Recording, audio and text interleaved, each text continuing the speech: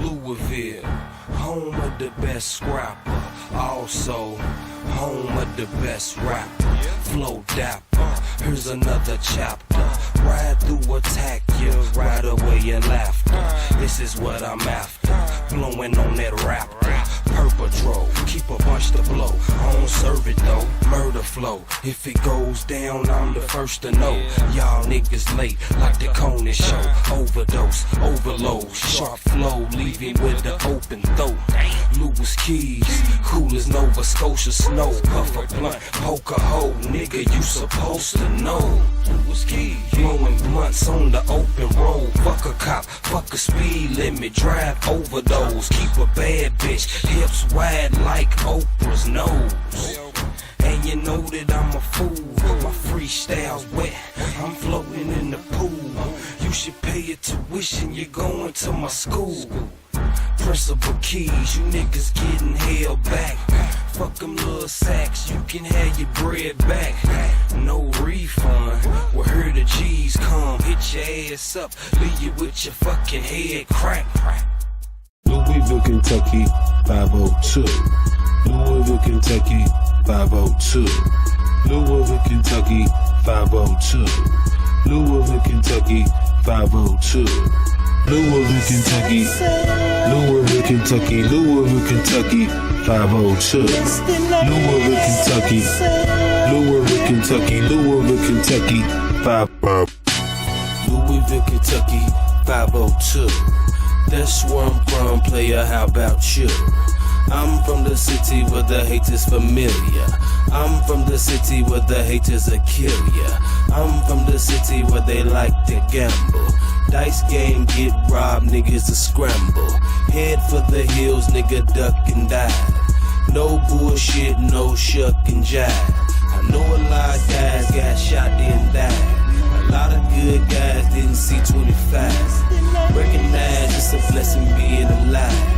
Heading to the park, I'm on the passenger side. Like Louisville, Kentucky, 502. Louisville, Kentucky, 502.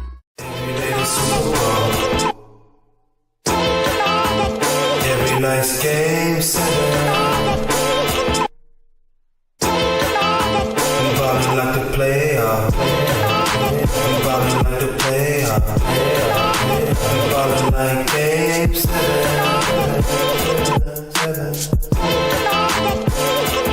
Game 7. Every day the Super Bowl. Every night's game 7. I'm ballin' like the playoff. I walk in with my homie. Walk out with your baby mama's home key. I can tell she want it. Fat booty, so you know a nigga own it. I'm such a OG. Last time I checked, my verses were for OZ. In the street. Yo, what's up, everybody? What's cracking? We back, finally. I'm gonna give a second, man, so I can test the audio, see who's in here. Y'all drop me a comment, man, whoever's in here. Let me know who's in here. Hit that like button for me. Got a little bit to talk about today. A little bit of new news. I don't know if it's good or bad. You decide. Any news is good news at this point, man. I'm just ready for this fight to actually happen. Ready to see Pacquiao get back in action. Hopefully we get to see some real exciting things from Manny Pacquiao. Alright, sounds like the audio's working. But hopefully we get some exciting things from Pacquiao in 2021. We don't know exactly what we're going to get yet, but I still feel like Terence Crawford is the front runner. If you remember, about 2 weeks ago, Mikey Garcia, appreciate them likes, man. We got 6 people in here, man. Try to get them likes up real fast for me. Pacquiao that like button. Hook it, jab it, uppercut, all that good stuff, man. But about 2 weeks ago, Mikey Garcia came out and said the fight was set in stone. It was ready to go. He would have all the details by the end of the week. That week has gone, and we kind of got the same thing we got from Bob Arum when he came out and said, well, the investors he came out and said that he agreed to the fight, and the investors, they were waiting for the investors in the Middle East to release all the information. That was almost a month ago now, and that was supposed to be in at the end of the week. And now we heard, we almost a month later, and still no real news at this point about who Manny Pacquiao is going to take on. Everybody has their speculations or their favorite, who they're going with at the moment. Me personally, I think it's Crawford. I think he's still the front runner. Some people are saying Mikey Garcia is the front runner. Some people saying there might be other things going on in the background. Maybe we might get a Porter fight. Maybe we might get something surprising. Maybe a Triple G fight. So, with all that being said, I just wanted to get into, an open conversation with everybody about who they feel like Manny Pacquiao is going to fight next. Who's your favorite? Who do you want to see him fight next? I just want to hear y'all conversation, and I'm going to get into this article that came out from South China Morning Post a few hours ago, and they say Pac-Man is officially in training camp as C-19 pandemic and social duties open up. A Floyd Mayweather Jr. rematch, a Ryan Garcia new versus old Gen bout, a Terence Crawford money fight. Who tops your list? They say the list, but I'm asking who's on top of your list. We already know the Ryan Garcia fight ain't happening, but Mikey Garcia is who they really should have put in there. But maybe they know something we don't know. Maybe Pacquiao is really still entertaining that fight. We don't know yet. Let's get into the article. Filipino boxing great Manny Pacquiao is itching to return to the ring after nearly 2 years since beating Keith Thurman for the super title. The 42-year-old professional record of 62-7-1, 39 KOs announced in February that he had started training camp and was ready to further add my legacy. They should have put add to my legacy, but they got add my legacy. That's what would be messed up about some of these articles you read from other countries. I guess whoever proofreads their articles, they might not fully, they might speak English and stuff, but they might not fully understand the language. So they kind of misspell stuff and put typos. It'd be funny sometimes. But it says, it's supposed to say to further my, add to my legacy, but it says to further add my legacy. To the sport of boxing, adding big news coming soon, but the pandemic and his Philippine senator duties could yet delay his comeback. Pacquiao, the only 8-division world champion and the only boxer to win world champions across 4 decades in the sport's history, remarkably enters his 26th year in pro boxing and has expressed something of a second win after his shock loss to Australian Jeff Horn in 2017. Though he last year was considered a champion in recess, I guess they messed that up. Though he was last year considered a champion in recess by the WBA before being stripped of the title for his refusal to fight during the pandemic, the future Hall of Famer is prepared to return, and there are some big names in the mix. It's interesting that they said that. What's up, NL? What up, Red? NL in the house. Salute to you, bro. Appreciate you for tuning in. It's interesting that they said that about he was last year stripped and then placed in recess and then stripped. Are they confirming? Do y'all feel like they're confirming that the WBA has made a final ruling on the super title and whatever the GAB or the gaming board in the Philippines was trying to do? Kind of sounds like maybe they lost their appeal. And maybe they had something to do with Pacquiao, with why Pacquiao hasn't announced anything yet. So let me move on. With whispers of Pacquiao considering presidential candidacy, this could be the last time fans see Pac-Man work his southpaw magic. So who will he fight in his potential swan song? The list ranges from his most to least likely based on updates and rumors from Team Pacquiao and follow promoters, the likes of Conor McGregor, who he was reportedly close to signing a bout with last year, and the Paul brothers have been omitted from consideration out of respect to the boxing world. That makes sense. You know, it does make a little bit of sense of why he because I think that they were waiting for that ruling to find out whether he was actually going to get that belt back. And he would maybe base it off if he got that belt back. So I think that kind of puts you guys back in the mix a little bit. Maybe he, if they did fully strip him already, maybe he might potentially fight you guys as a tune-up instead of Mikey. They didn't mention that, right? We haven't got to that part yet, so let's see who they're saying according to rumors Pacquiao's leaning toward.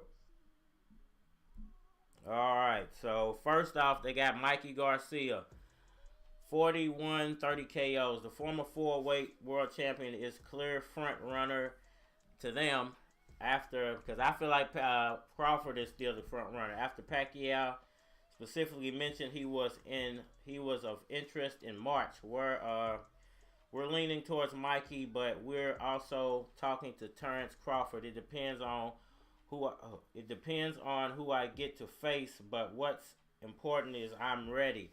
Pacquiao told ABS-CBN both parties represent premier boxing championships and were previously at top rank at the same time. Because in the last stream, somebody told me that he was with the Zone. But according to ABC, CBN, both parties represented Premier Boxing Championships. So both guys are actually on PBC, which I didn't know. I thought Mikey Garcia wasn't signed to PBC. So that's kind of interesting right there. So, maybe I've always said the Mikey Garcia fight could happen. It might not happen. It doesn't matter if I like the fight or not. It could happen, and now that makes a lot more sense that they're saying that both of those guys are on PBC Boxing. So that makes a lot more sense than one being on the Zone and one being on PBC, because it would still be a cross promotion. We've never really got complacent. Pacquiao said we've always consistently worked out. We keep playing basketball aside from boxing. Actually, right after my last fight with Thurman, I didn't work out on boxing, but I kept playing basketball. 33-year-old Garcia, who last time out beat Jesse Vargas via unanimous decision for the vacant. Interesting bit of news right here. Very interesting bit of news. So this is something to consider right here for everybody who might not have known this. I didn't even know this. Okay, so according to this, 33-year-old Mikey Garcia, who last time out beat Jesse Vargas via unanimous decision for the vacant WBC Diamond welterweight title just over a year ago, confirmed the talks. It's been in the works for a few years. In the last few weeks, we've been getting very close to finalizing it. I'm pretty excited. Hopefully we can get the exact date. We're trying to get everything done for May. For May, Garcia said on his social media, the American lost for the first time in his pro career in a one-sided unanimous decision loss to Earl Spence Jr. I did not know that Mikey Garcia was a welterweight champion.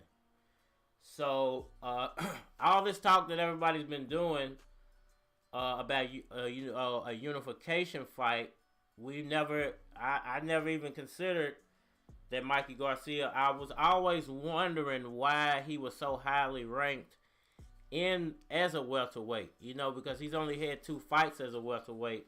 But apparently, when he fought Jesse Vargas, he got that ring or that vacant WBC Diamond Welterweight Championship. So that would make sense of why Pacquiao's actually going after this Mikey Garcia fight. It would make him a world champion again. Makes sense now. It didn't make sense to me at first why he was going after this fight, but now it makes sense because even if Earl Spence got that belt from you guys and the belt from Terence Crawford, he can't unify titles without having. He can't be undisputed without having that WBC Diamond title, I believe. So that makes this fight a little bit more interesting, and that's an aspect of the fight I guess I was missing. I didn't realize that Mikey Garcia was actually a welterweight champion. So it all makes sense now, but I still feel like Crawford is the front runner, and Mikey Garcia would be the secondary fight if they can't make the Crawford fight. But that right there makes a whole lot of sense. I didn't know that. I was wondering. I really been wondering why he was going after this fight. But with that being said, it makes the fight make sense now. If Mikey Garcia is actually a champion, why not go after the other belt that's out there?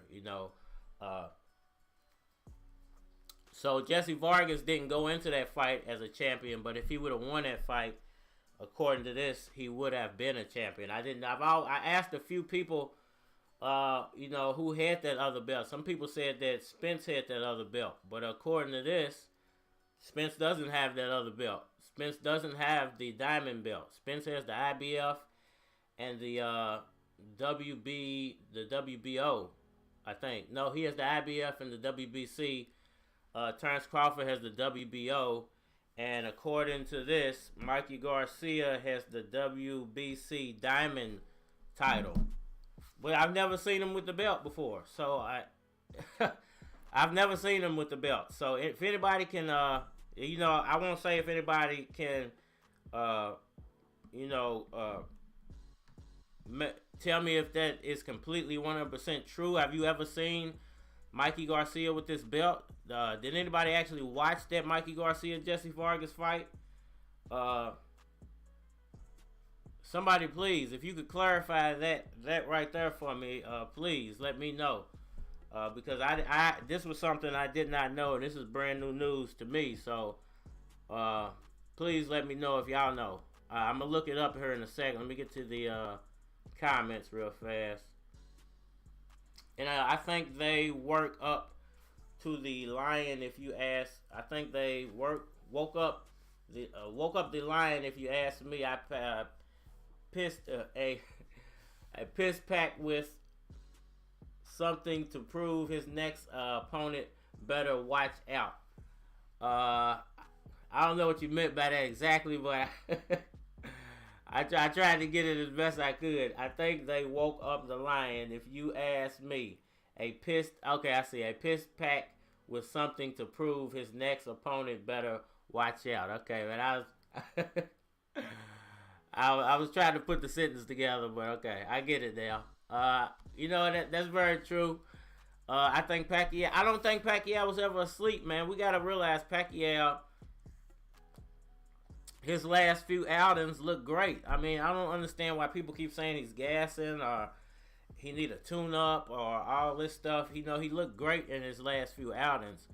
And, I was only down in the Mikey Garcia fight because I felt like there was nothing in it for Pacquiao if he wins that fight. But according to this, if he wins that fight, he will be a champion again. And he's right back in the talks for unification fights. So, But that makes it even more interesting too, because that belt is a lower tier belt, but you do have to have that belt to unify all titles. So that's still an important belt to unify all titles. So it puts him right back in the talks, but it opens up an even more interesting question of is how long is Pacquiao actually thinking about sticking around? Because this process could play out over a couple of years if he's trying to unify titles and add to his legacy.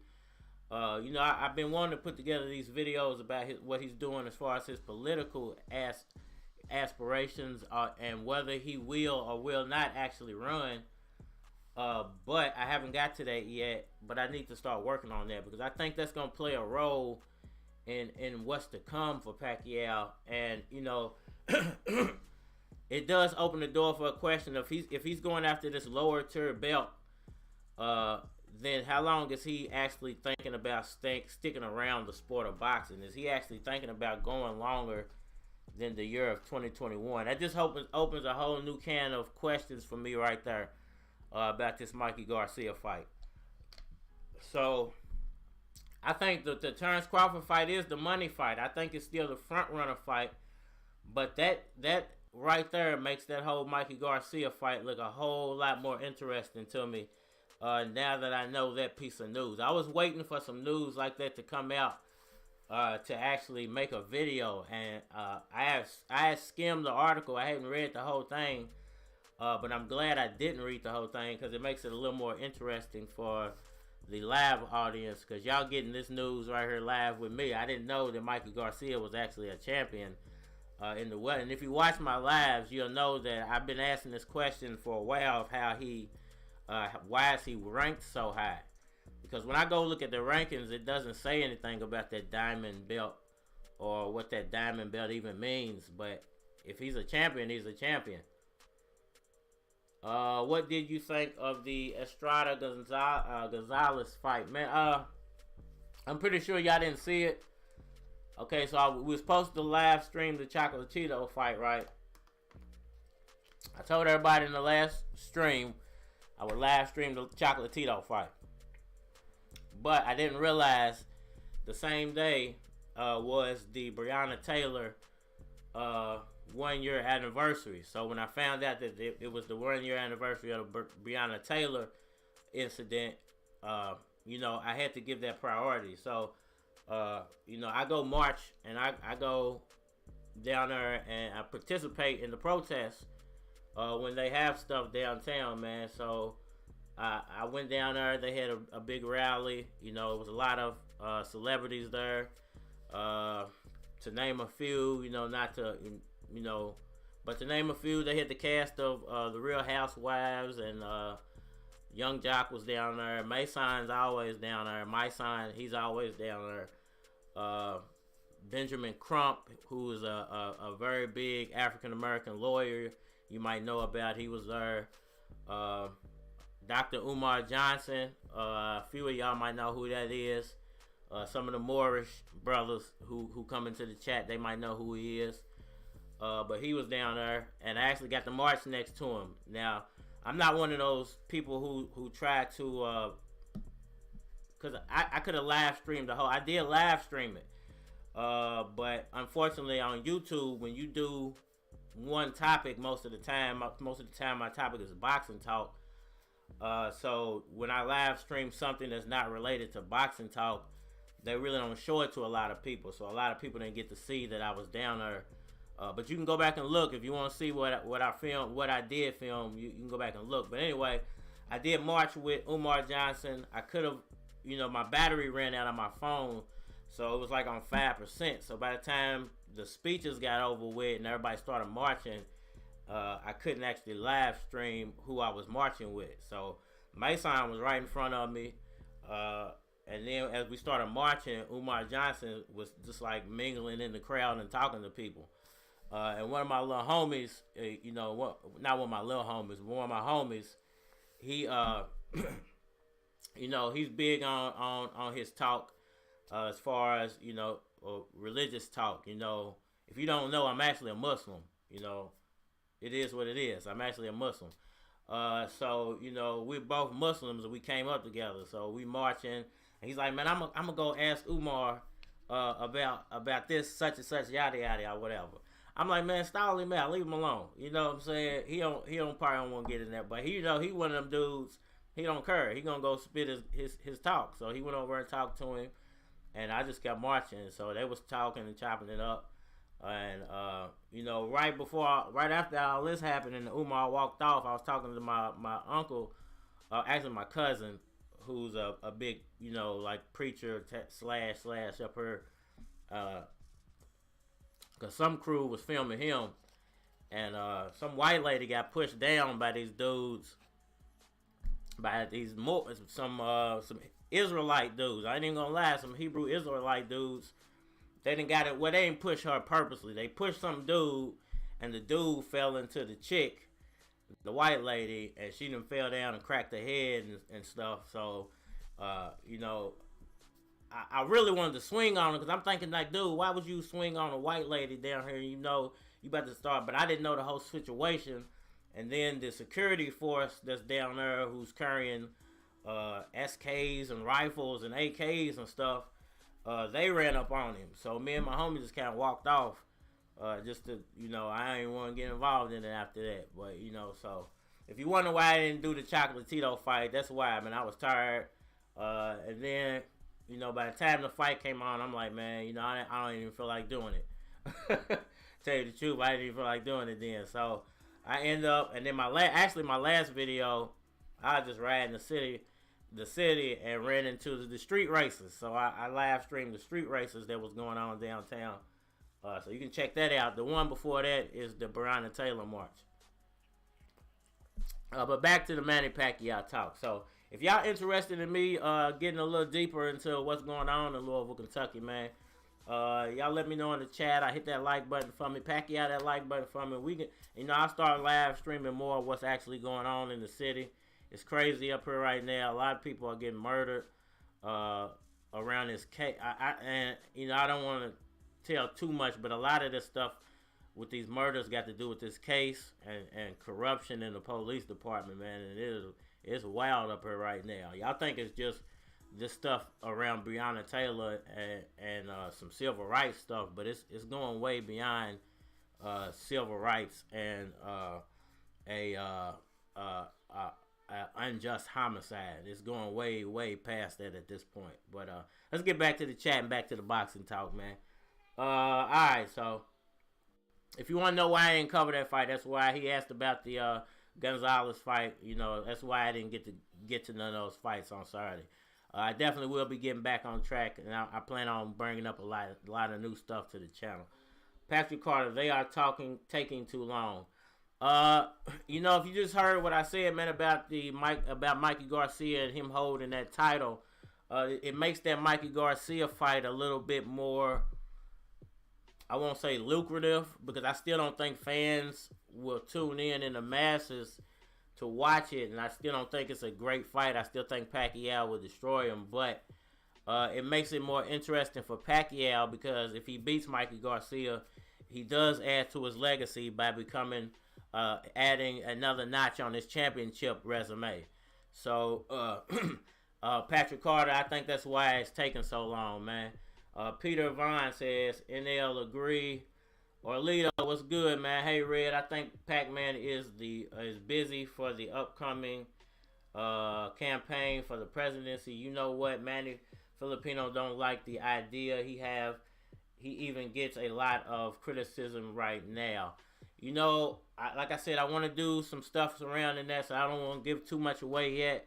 Hopefully my time starts to open up and I can get to that. But I want to start covering his political aspects too. So we'll save that for another live stream, man, to get into that one, man. But I appreciate your comment. Ain't live. What's good with you, bro? You what up, Red? I guess he meant yo, what up, Red, bro? Crawford going to end Pacquiao career.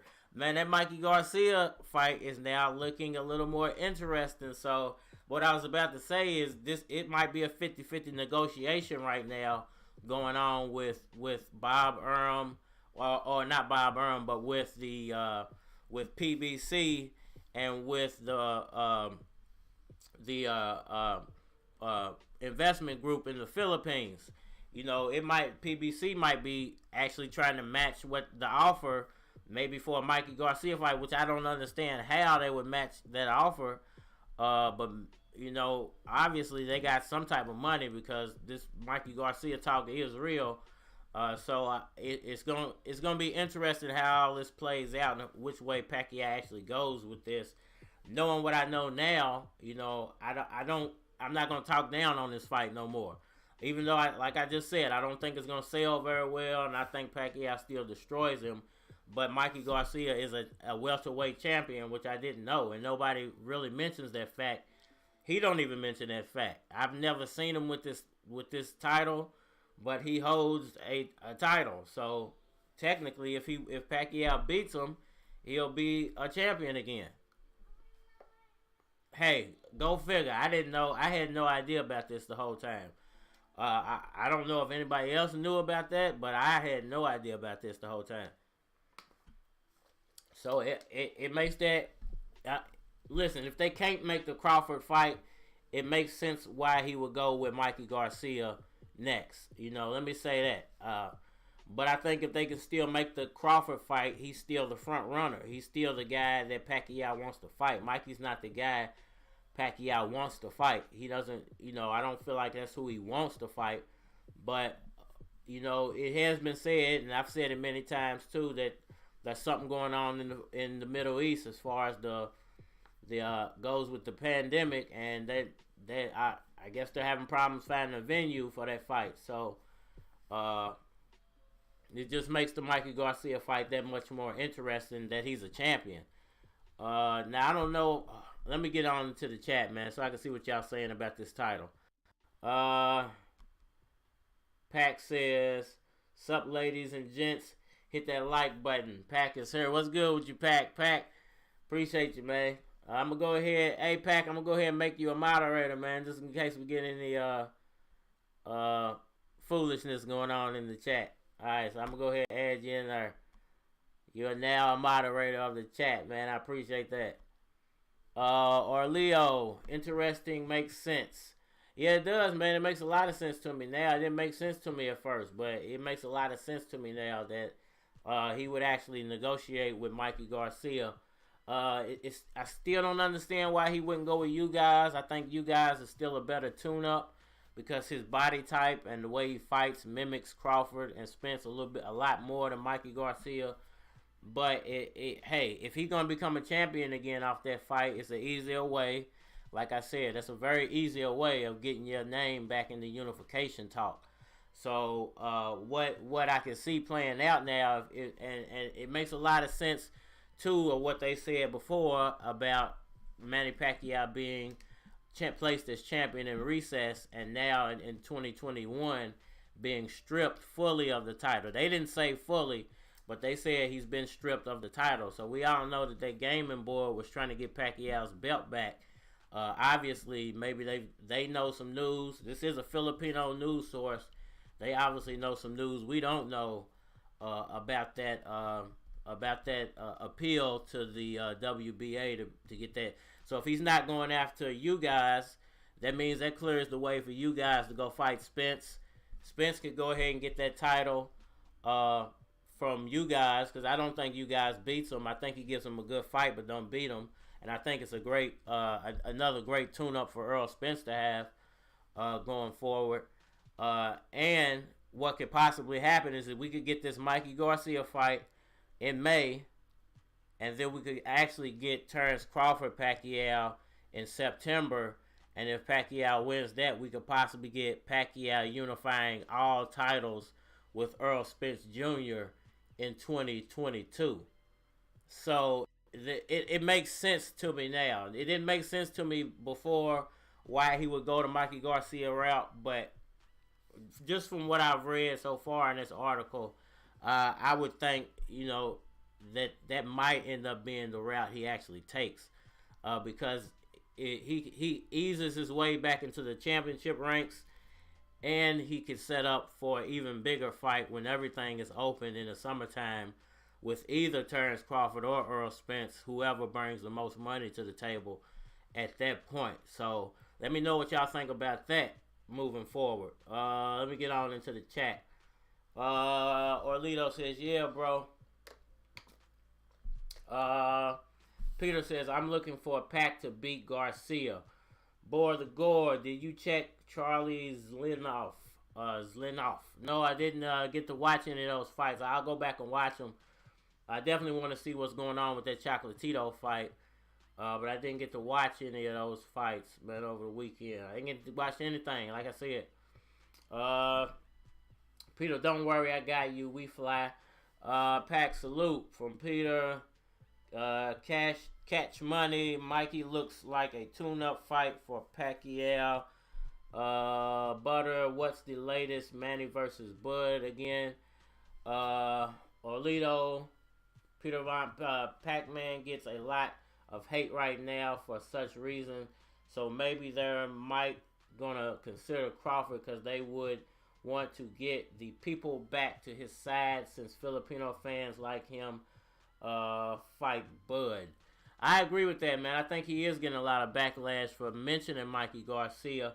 But if you're just tuning in and you don't know what I just told everybody, according to, let me go back and reiterate. According to South China Morning Post, this is what they're saying about this Mikey Garcia fight. The 33-year-old Garcia, who last time out beat Jesse Vargas via unanimous decision for the vacant WBC Diamond welterweight title, just over a year ago, confirmed the talks. It's been in the works for years. In the last few weeks, we've been getting very close to finalizing it. I'm pretty excited. Hopeful we can get the exact date. We are trying to get everything done for May, Garcia said on his social media.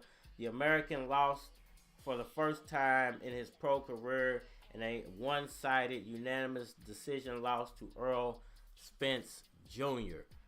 So, if you're wondering what's holding this Terence Crawford fight up now, it's an aspect that I think nobody's paying attention to because I don't think anybody knew, or maybe nobody actually watched that fight with Jesse Vargas. But Mikey Garcia is actually a welterweight champion. I did not know this. I haven't heard this from any other boxing channels. I really haven't even heard any other publication talk about this fact. That this might be the reason Manny Pacquiao will be going after that title. Will be going after that Mikey fight. It's because Mikey Garcia is a champion. Now I've asked this question once again in the past. Why is Mikey Garcia so highly ranked and as a welterweight? And I had no idea beating Jesse Vargas made him a welterweight champion, and that's what jumped him up so quickly in the welterweight rankings. So, if you're wondering why, that's the reason why. That Mikey Garcia's name has popped up, and even though nobody probably still wants to see this fight, I don't think people are going to buy it in masses, but that is the reason Mikey Garcia's name has come up. And I didn't know this. Once again, I had no idea about this. Okay, so Peter says, at Orlito could be. Accelerated Evolution. What is good, bro? I ain't seen you in a while, man. What's good with you? When the H is he going to announce a damn fight? I don't know, man. We don't know because this makes this more interesting. Because like I just said, it could play out very well like this. If those investors can't find a venue for Pacquiao in the Middle East because of what's going on over there with the outbreak, Mikey Garcia Mikey Garcia or you guys is the next best bet. And if he wants to take an easier route into getting back into the championship rankings, Mikey Garcia would be it. I think Pacquiao knocks Mikey Garcia out personally, and I think it's an easy way if he holds the title to say, hey, if I can go beat Mikey Garcia, be a champion again, let Earl Spence go and fight you guys, okay? And this is probably how all this is going to set up. I'm telling you. Manny Pacquiao, you know, I'm still saying that Terence Crawford is the guy he wants to fight, but I don't think it's going to happen right now. I think that they might have to wait until everything fully opens up. America's open at the moment. So it would be easy for that fight to get made and for them to put fans in the stadium. Texas was the first state to open back up. And I think that might be a reason that this Mikey Garcia fight will actually be the fight we get next. So let me finish what I was saying. So he fights Mikey Garcia, right? Beats Mikey Garcia, becomes a welterweight champion again. Earl Spence goes, fights you guys at some point, maybe June, July. Terence Crawford goes, fights Sean Porter, which is his mandatory. And at the end of the day, you know, if Crawford beats Porter, Spence beats you guys, Pacquiao could go fight Crawford in September, and then the winner would get Spence for a huge money fight sometime in 2022, which is why I just said we don't know what Pacquiao's planning. That could actually be humongous for Pacquiao's presidential run. If he fights Earl Spence Jr. in 2022, right before he runs for the president, his name will be the biggest thing in the world at that point, because he would have beaten Mikey Garcia to become a champion again. He would have beaten Terence Crawford to become a unified champion again, and he would be fighting for the undisputed championship with Earl Spence Jr. So look at it like that. Yes, I would rather him fight Crawford, but it makes that Mikey Garcia fight a whole lot more interesting now at this point. That's just to catch everybody up. Let me get back to the chat. Peter says, Pacquiao fights Crawford, anything could happen. Accelerated elevation, that's dope, man. That's a memory. JD, you say Young Jock, haven't heard that name in over a decade. I'm bringing back the motorbike dance. Yeah, he was up there. He talked. The two chicks, Portia. I guess she's on Real Housewives. I don't know. Hip hop. Love and Hip Hop. I think it is that they own. But let me tell you. Okay. So I get that right.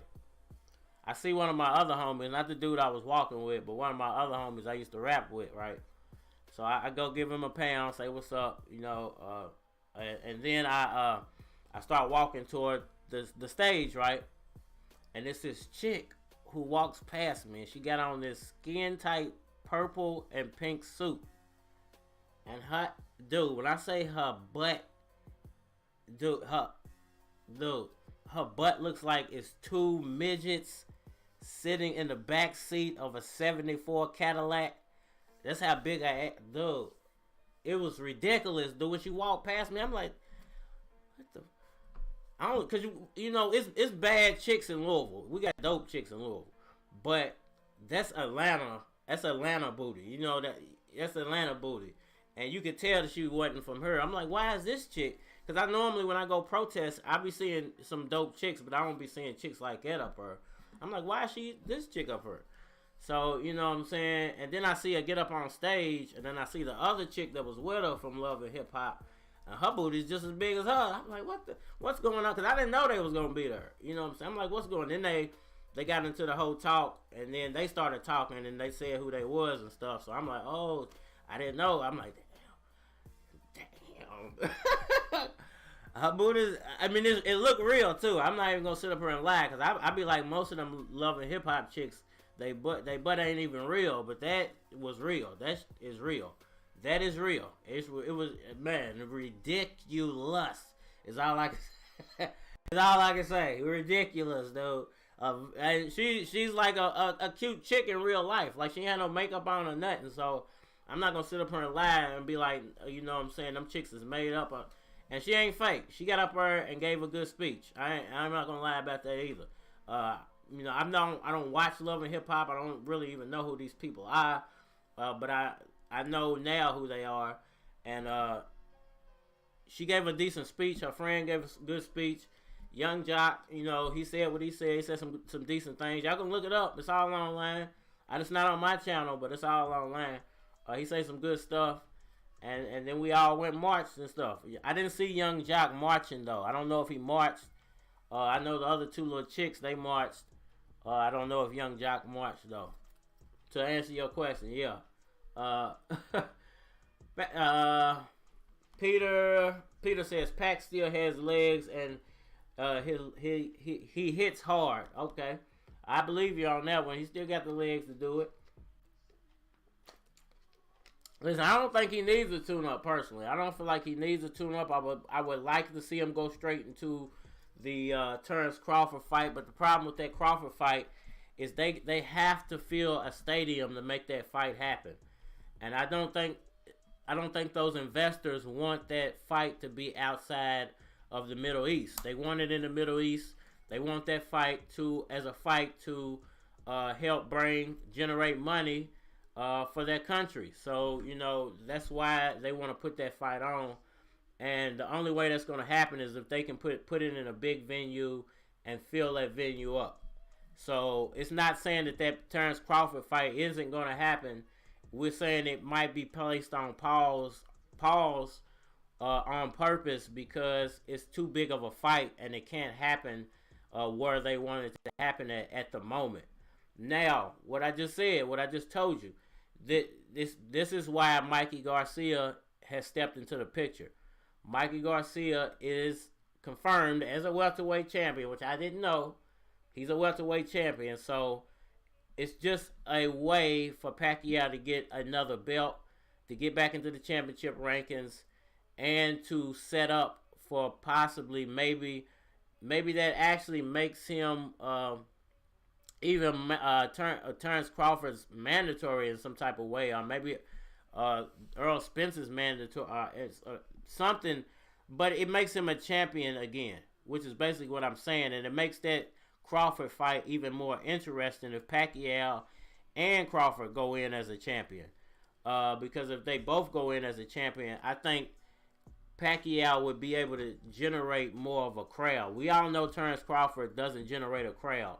So anytime Manny Pacquiao can go achieve something extra, become a champion again, or give fans a new reason for tuning in, it actually makes that fight even bigger. So if he pulls this Mikey Garcia fight off, which I think is probably going to go that way, then I think it makes that Terence Crawford fight in September even bigger than it would have been right now. I think the Crawford fight right now is big, it's huge, but it's way bigger in September if Pacquiao beats Mikey Garcia and becomes another champion. If Pacquiao goes in with a title, it makes that fight even more interesting. And I think Mikey Garcia is an easy way of him pulling that off. Accelerated Evolution. Walaikum assalam, man.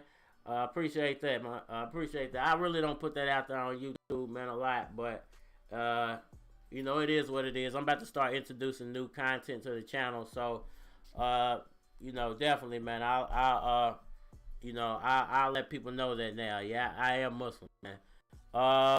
Necessary, man. I appreciate that super chat, bro. You didn't have to do that. I really appreciate it. You know, I'm going to get to your comment. But I do appreciate you, brother. I see you shining over there with them 2 chains. You know, your stock is always rising with these PAC videos. For reals. To me, you passed Thunderdome boxing and Caps. You know, listen. We all do different things. Cap has his way of doing it.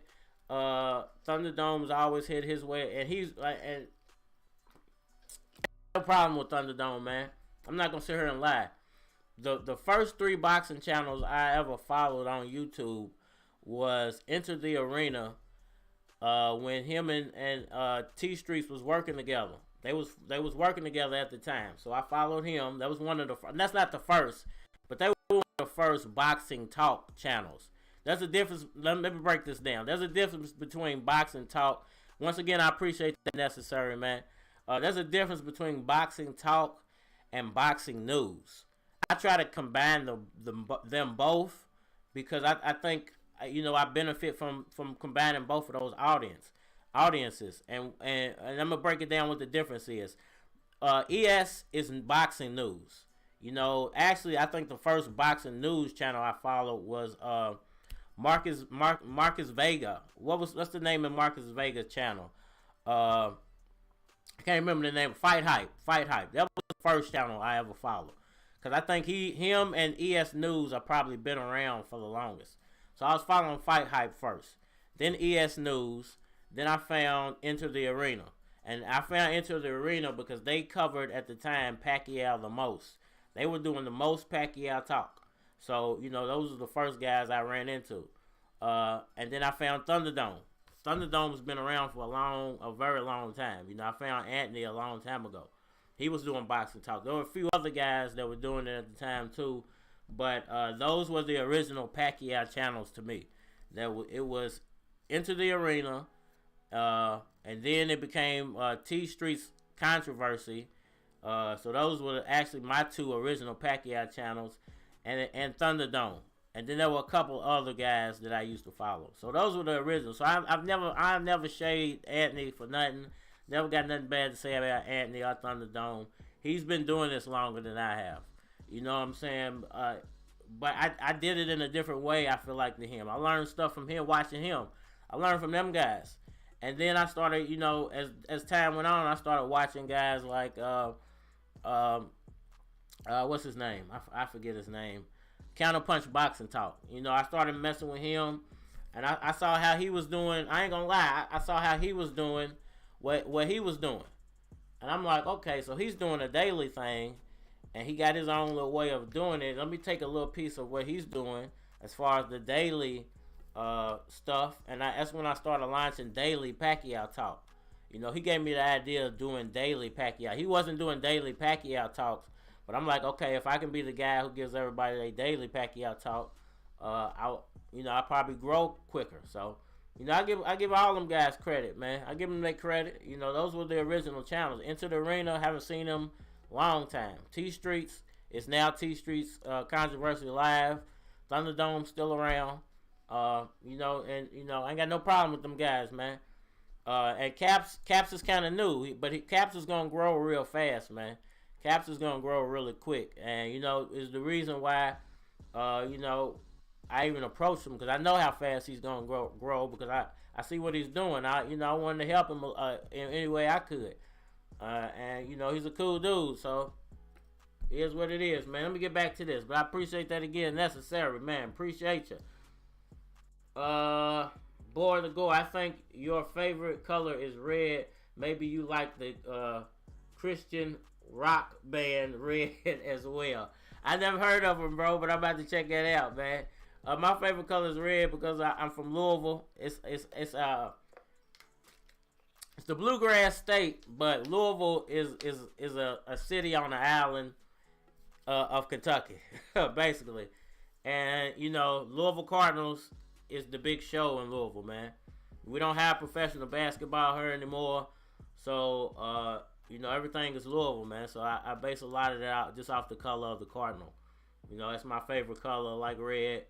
You know, I wear it a lot. I got interesting story.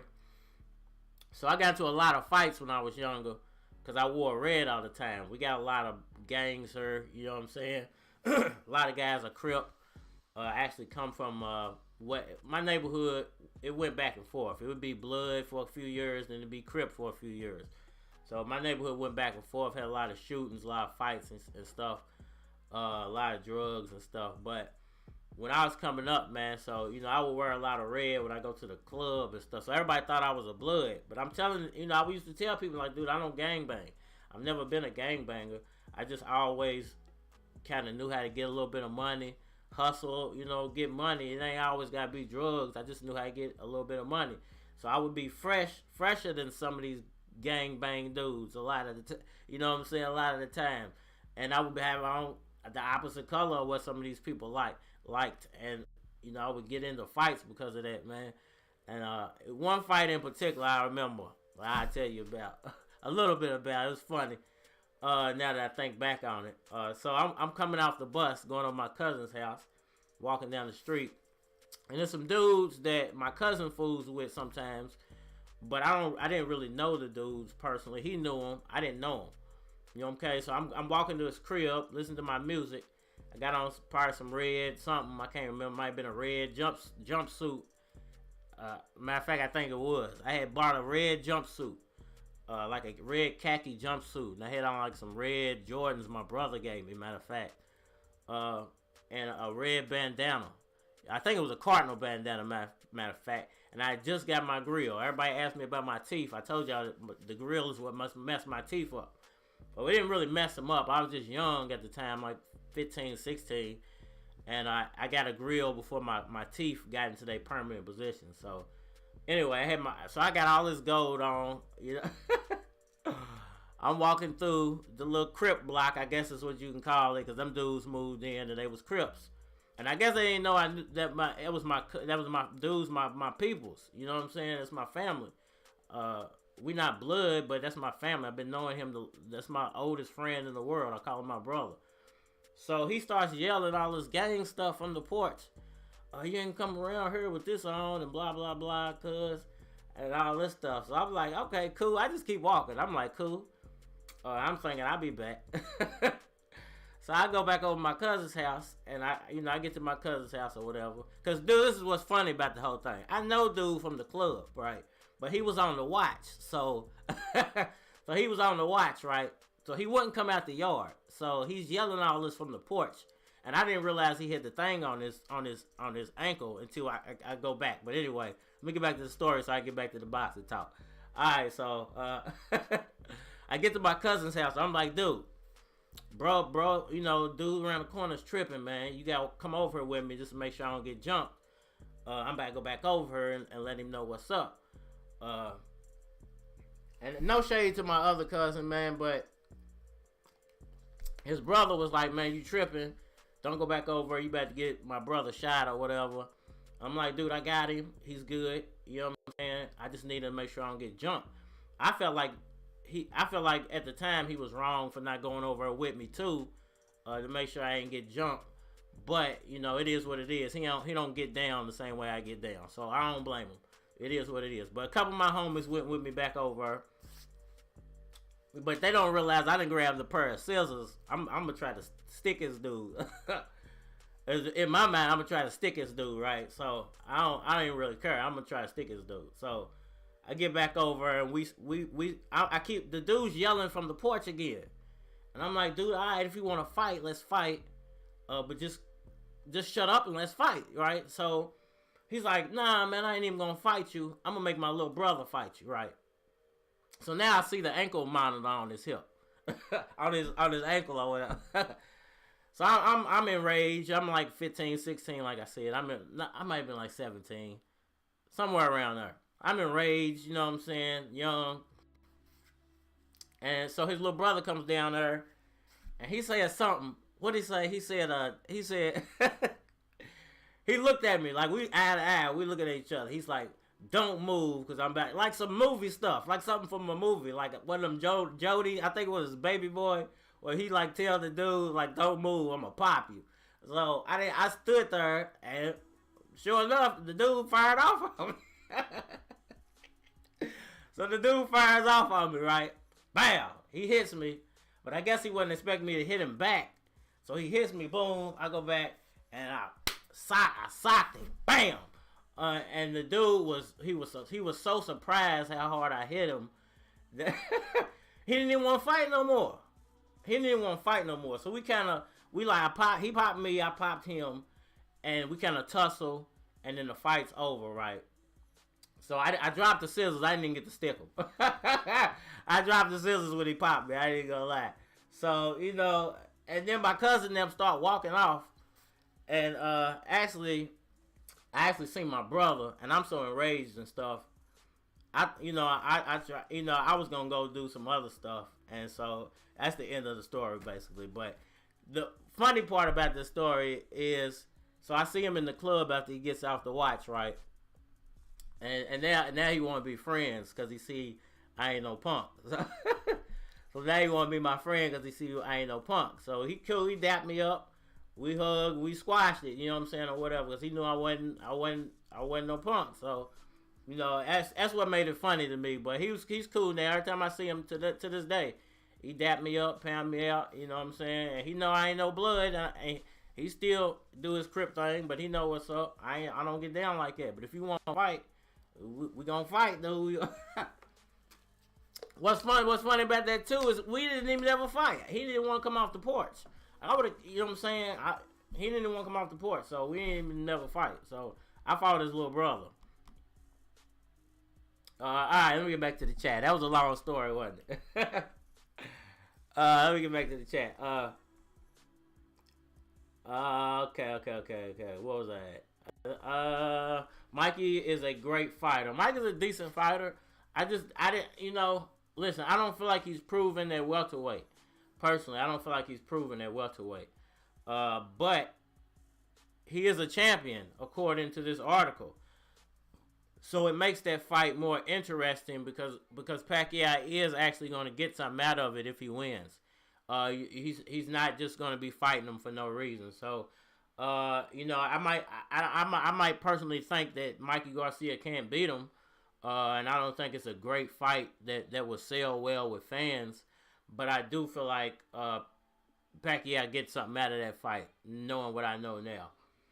Accelerated elevation. He was third in the polls last time for the presidency, but Duterte is his party and had the lead, so PAC would probably be number one in polls at the moment.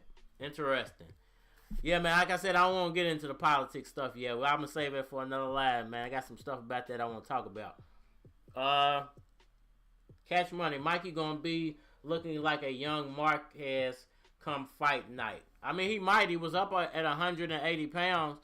My biggest problem with that is when you drop weight, that it depends on how he drops the weight. It's a very short amount of time for him to be dropping 40 pounds. But if he can turn it into muscle, he could look really good when he comes into that fight. But it can actually come back and bite him in the butt. And I think that's why Pacquiao's going to win and win big in this fight. Is because of the fact Mikey's going to be weight drained in that fight really bad. NL PAC ended AB and Thurman's career. Who next? It's looking like it's going to be Mikey Garcia next, personally. I do believe the Crawford fight is going to happen. But based off some news, and if you didn't hear the news, I gave it twice. So go back, do the DVR. Go back to the beginning and you can hear that news. But based off the news I just read off, I do believe that the Mikey Garcia fight is going to be next. I'm not saying that the Terence Crawford fight is not going to happen, but I'm personally feeling like that Mikey Garcia fight is actually going to happen now. Just based off of what I just read. Do I like it? Once again, I don't like it, but knowing what I know now, I feel like he gets something out of that fight now. Where I didn't feel like that 2 days ago because I didn't know what I know now about Mikey Garcia. Accelerator, very interesting. Thanks for the heads up. Mikey Garcia is a 4-division champion, I think. Yeah, he's a 4-division champion. How's the chin, man? Is that what you talking about last time? Accelerated evolution. I thought it was a lightweight title he was holding. Had no idea it was like a different version of the WBC. I didn't know that either. I've seen him with a belt, but like you said, I thought it was a lightweight belt. I had no idea that he was actually even holding a welterweight title. If no Crawford fight, you guys next, then Spence, then ride off into the sunset. It's actually looking, man, Peter, like it's going to be Mikey Garcia because Mikey holds the title. Pat, I feel like Thones. Zonos? I don't know what that means. Mikey Garcia, 126 lab, 130 lab, 135, 140. According to this, he got a 147 belt. According to this, he has a 147 belt, so he should actually be a 5-time champion. I don't know how much notoriety that belt has, but according to that, he's actually a 5-time champion. Now, Mikey 180. Yeah, he is. Listen, I'm not saying this is the fight everybody wants. I'm not saying that it's all set in stone yet. But if Mikey Garcia is legitimately a welterweight champion, I see why all this is going on around his name now. I see why he could actually be the front runner. I do think the you guys fight's a better tune-up, but, Mikey is an easier road for Pacquiao to get back in the undisputed talk. They saved Crawford for his last fight. That's going to take place here in the Philippines. That makes sense why they don't get him for his upcoming fight. I agree with you. The only thing I don't agree, I don't think that's going to be the last fight. I actually think we're going to get, because look at it like this. If Manny Pacquiao fights Mikey Garcia, gets a title, becomes the Diamond Champion, goes fights Crawford in September in the Philippines, and gets that WBO belt, he's gonna fight Earl Spence for the unified champion of the world. Manny Pacquiao is more than likely going to be fighting at least one time, if he wins, in 2022. I think that's his goal. Knowing what I know now, I would say, and if you think about it, that would add to his legacy. And that would really add to his legacy. You're talking about 3 fights that could be seriously lucrative for Manny Pacquiao, because you know what, the Mikey Garcia fight, although won't sell well on pay-per-view, would do great numbers. And once again, he, like I said, if you watch my videos, I said something about, he said that there were some Mexican fighters and all this stuff that wanted to fight him. He could potentially fight Mikey Garcia in Texas Stadium in May. They might not feel it, but 22, 23, 30,000 people is a decent turnout. And, 200,000-300,000 buys on pay-per-view is a decent amount of money for that fight, which would be a reintroduction of Manny Pacquiao to the world. And if he beats him, he gets a title. So that sets up for even bigger things, which basically sets up that Terence Crawford fight to be even bigger in September. Think about how big that Terence Crawford fight is going to be in September if he beats Mikey Garcia and becomes a champion again. So that makes that Crawford fight a unification fight. You guys and Spence end up fighting, and maybe we get Porter and Crawford too in the meantime. You guys and Spence fight in the meantime, and Pacquiao fights Crawford maybe not in September, maybe in October, November, and then Pacquiao, if he wins, fights Spence in 2022, maybe for Cinco de Mayo, around the time of the presidential election, because it would be free publicity for Pacquiao if he can pull this off, and it would be the most legendary thing he's ever done in his career. So I would agree that if he does go about it in that way, it would be a notch on his legacy. So it all makes sense now. It's starting to make a lot more sense to me now, knowing what I know. Pac, he's okay. Yes, he's eating a lot of tacos. We all know about him being Taco Garcia, but it is what it is. It's a good reintroduction to the boxing world for Pacquiao after 2 years. I don't want to call it a tune-up fight because Mikey Garcia is not going in there to tune up. He's going in there to win, but I don't see him beating Pacquiao. I don't think they're eyeing for Spence at the moment. I don't think they are either. I think Spence is the big fish in the small pond, and I think Spence wants Pacquiao to prove he deserves that fight. I don't think Spence cares about the money. I think he wants Pacquiao to prove he deserves that fight. So I think Spence is willing to actually sit around, wait, go fight you guys, wait around, see how Pacquiao does. And at the end of the day, Spence stands to gain the most out of this situation. Because all he has to do is go fight you guys. That forces Terence Crawford to either wait for the end of the Pacquiao-Garcia fight or go fight Sean Porter in the meantime, which I actually believe Crawford is you're gonna see Terence Crawford wait to the end of this Pacquiao Garcia fight to even announce his next fight. I know he said they got something set up for May 28th, which is interesting too in itself, which is what actually I was basing my video off of at first before I read this news. I was basing that off of, hey, if Terence Crawford is talking about he's going to fight in May on the 28th, he's probably going to fight Pacquiao. That was going to be my argument before I read what I read. Now I'm thinking, hey, Pacquiao's probably going to end up fighting Mikey Garcia, get that belt.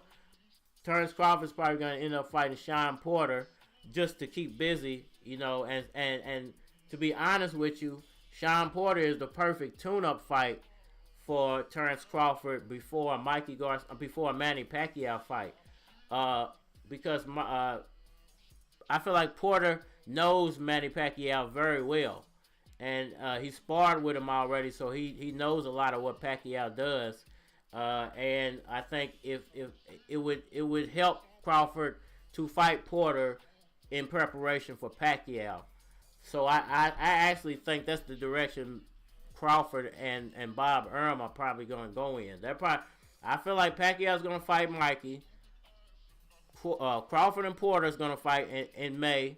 You know, and then Spence and you guys are going to fight sometime right after that. And then what you're going to see is Manny Pacquiao versus Terence Crawford.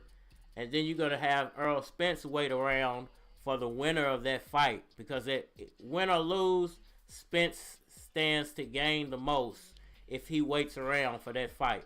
Take an easy fight, get that belt, the other belt, and it sets up for the full unification. Whether it's Manny Pacquiao who's unifying or it's Terence Crawford who's unifying. So I feel like this is the way it's all going to play out, man. Let me get into the chat because I'm real far behind. Pacquiao is a fight for any of the top contenders. That comes from Peter. I agree with you. Tony T. Terence Crawford is praying for that Pacquiao fight. He wants no part of Sean Porter. So if you heard what I just said, man, I feel like that's the direction he's going to have to go. I think that's the direction he needs to go to prepare him for Manny Pacquiao. Because I feel like if he can beat Sean Porter, he can give Manny Pacquiao a run for his money. He might not be able to beat Pacquiao, but he can give Pacquiao a run for his money. If he can face up with Porter and take Porter out, I feel like that makes him more highly ranked. I think it would bring him in a new fan base, and I think it makes that Pacquiao fight even bigger. Tony T, I can't see that. Are you saying about what I just said? I can see that. Okay, I see what you're saying.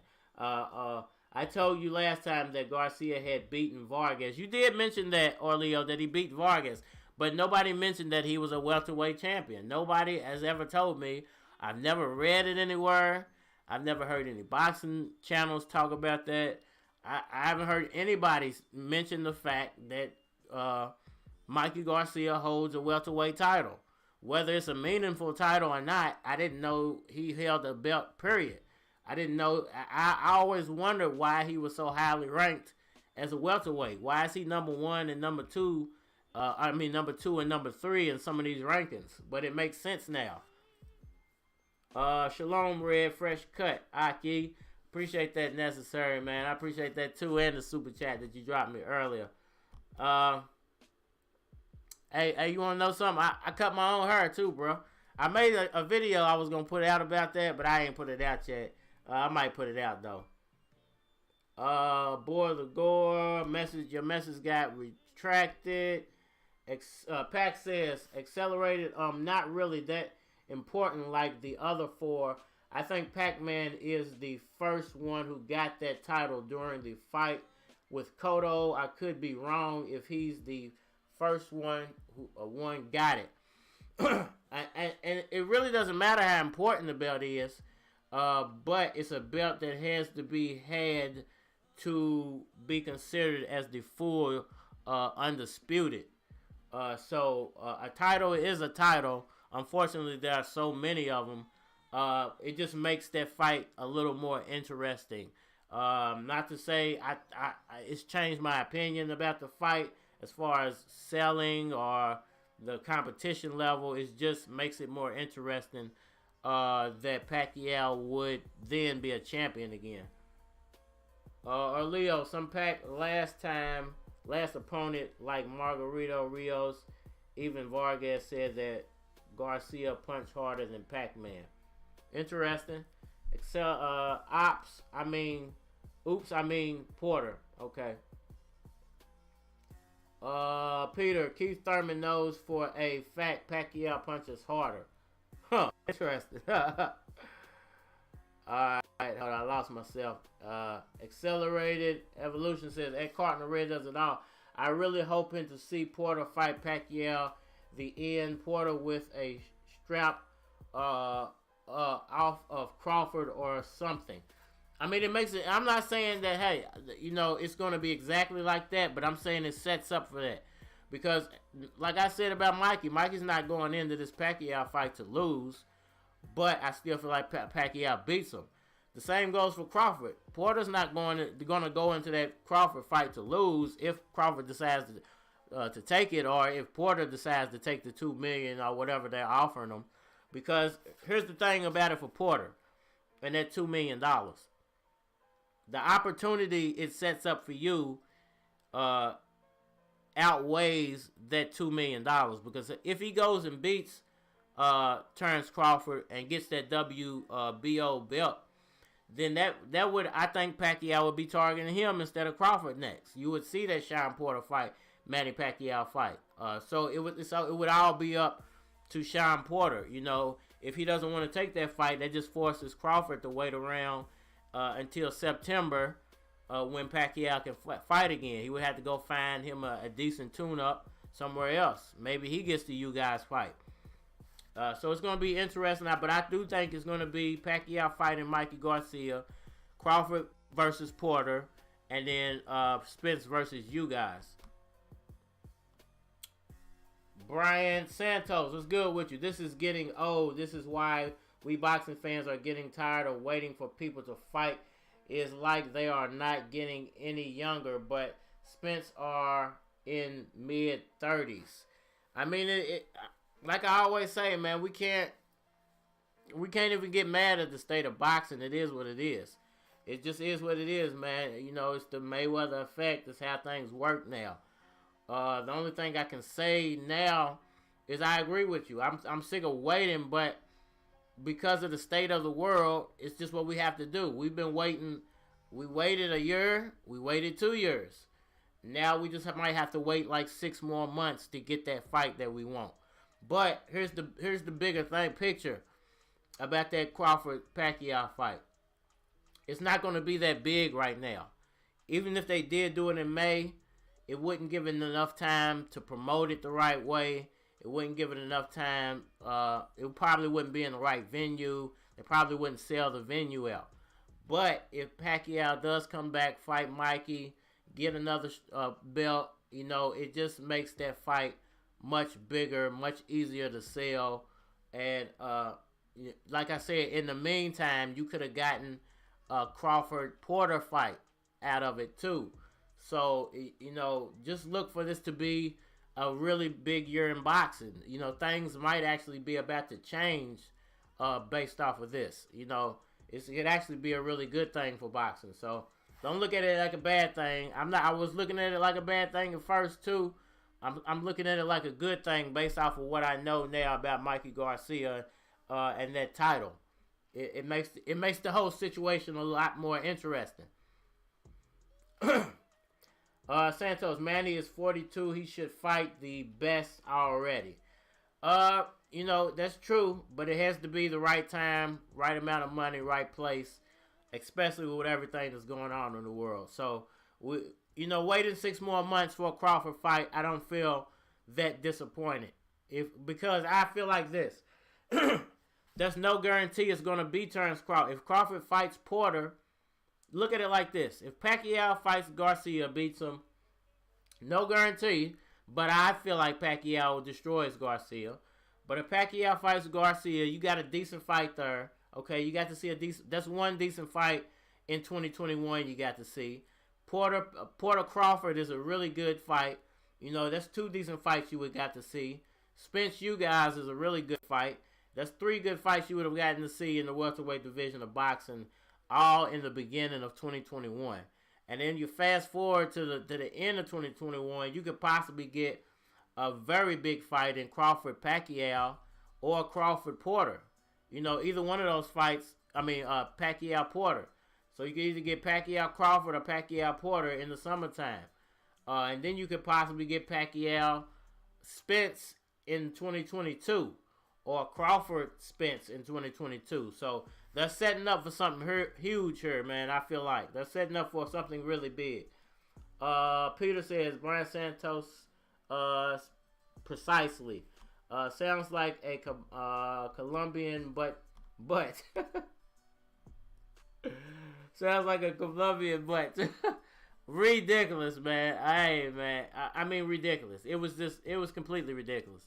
I see good, like I said, not great looking women here in Louisville every day, but that's Atlanta body type right there. You don't see those type of women around Louisville every day. They here, but those are not your average everyday Louisville chicks. Accelerated, he's still way ahead, like Thurman's new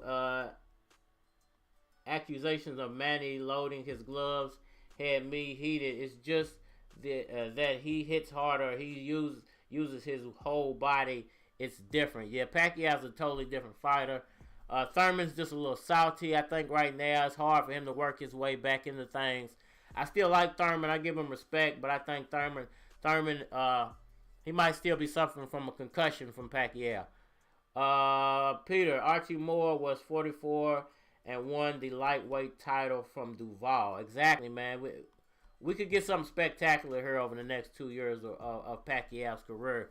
Possibly. It could be. We actually could be getting 3 fights, not 2 fights. I mean, y'all should be excited for that. That we could actually see 3 fights instead of 2 fights out of Manny Pacquiao. It's just different. Everything he does, beautiful defense that gets no attention from commentators.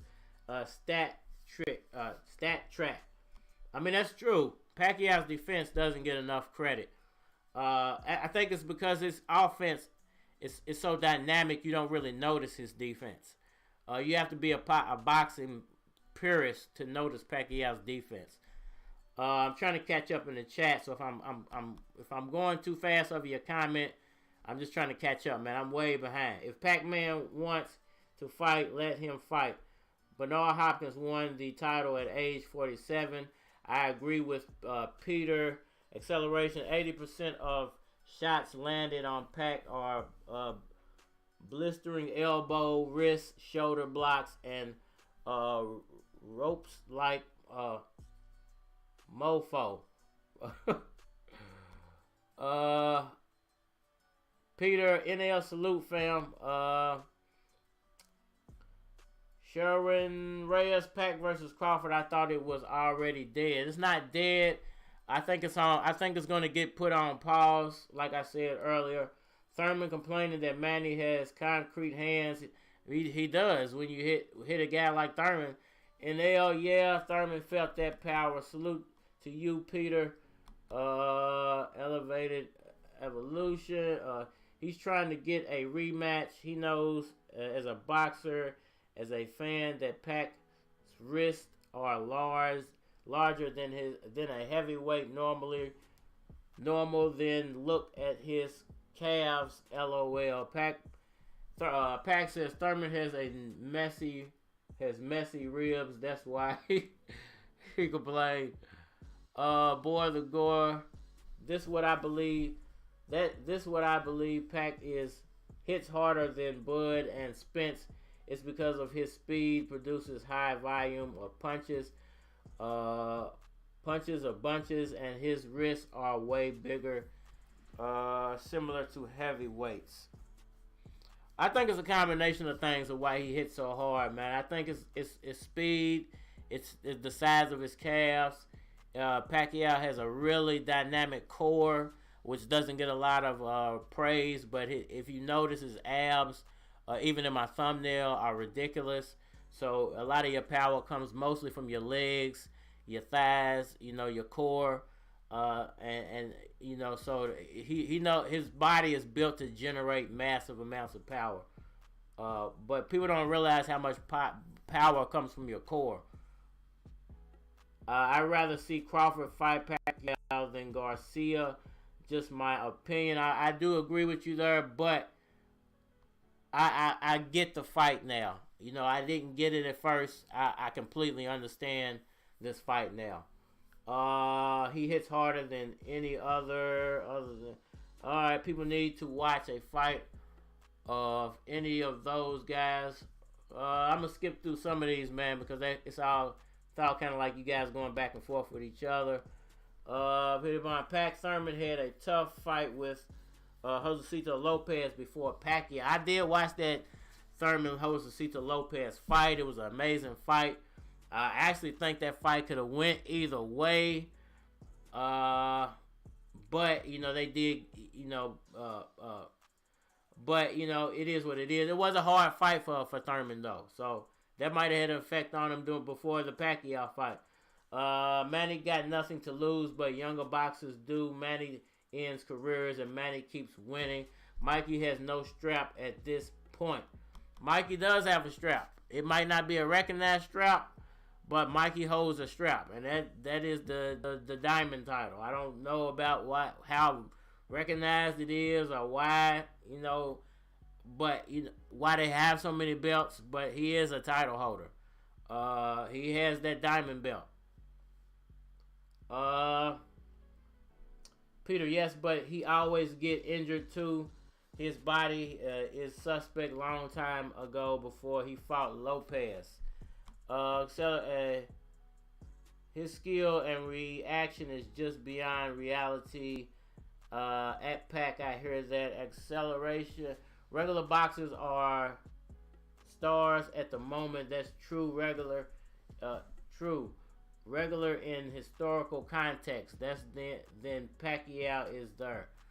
Let's see. Pat Thurman has only one loss, though, and that is to Pacquiao. That's true, Pat. Thurman's only loss. That's why I give Thurman a lot of credit, man. He was one of those guys with an O. He was actually supposed to be the best welterweight at the time, and he met Pacquiao at the wrong time.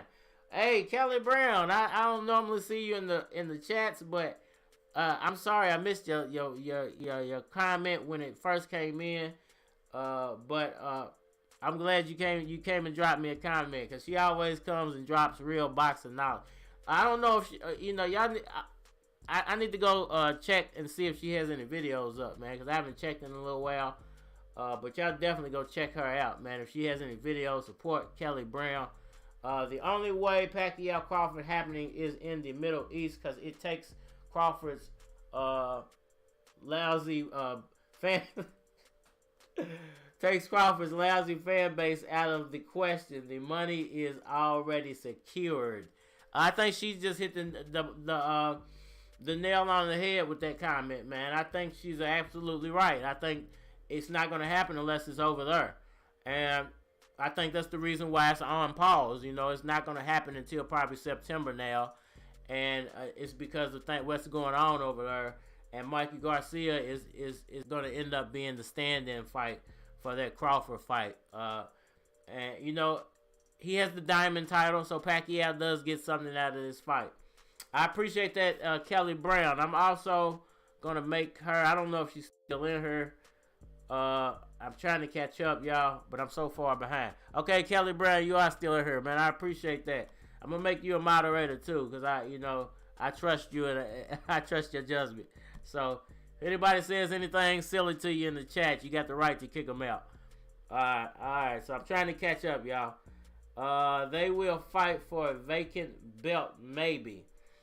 Peter, when he did KD Thurman, he got hit in the body first. If you watch it in slow-mo, Keith got hurt in that badly. Yeah, you're actually right about that. He did actually land a body shot before he landed that head shot. and the body shot is to me the reason he went down. He was already on his way down before Pacquiao landed that shot on his chin. The shot on the chin was kind of like an explanation point.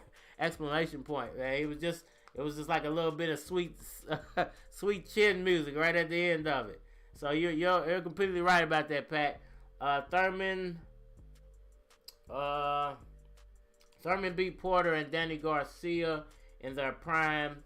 Thurman can box. I like Thurman, man. Orlito, okay, things necessary. I like them, bro. 2, don't get it twisted. I'm just letting you know where you standing with me, bro.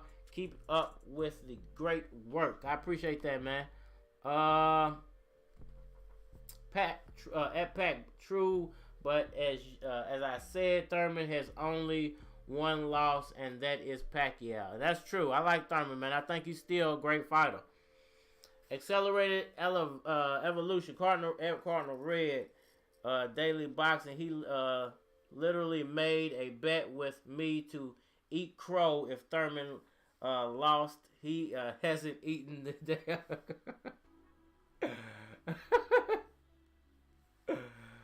When did that happen, man? He's funny. NL, honestly, fans got to appreciate that he still fighting, especially because he boxes against the younger boxers. A lot of people are betting against Manny, but Manny is like Tom Brady. He wins. He's a winner. I completely agree with you, man. I think I completely. I'm gonna try to catch up, man. So I ain't gonna even elaborate. I agree. Accelerated. Comparing Brady and Pac makes Pac seem lame to me. I enjoy Brady, but ouch. Different perspective is all. Peter Povetkin was older and he put Whitey to sleep.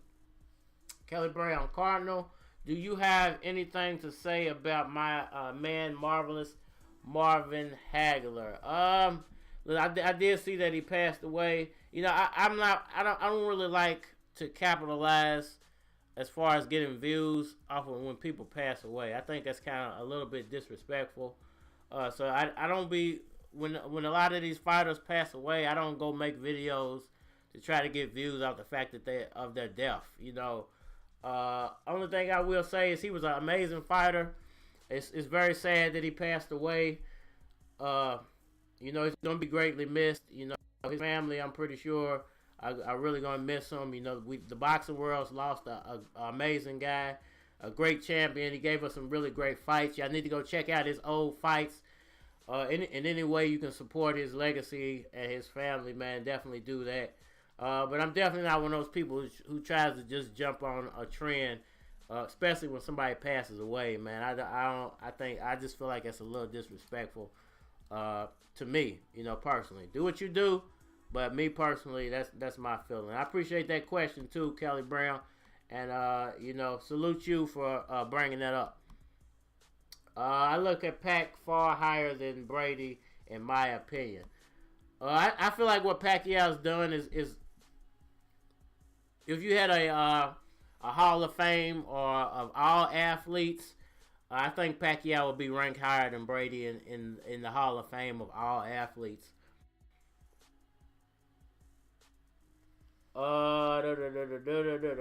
Kelly Brown, Marvelous was a GOAT for sure. Hearns tripped me out with that Instagram post saying he was dying from the vaccine. I was like, is he really, or was this weird political post? Then he died. I did hear that.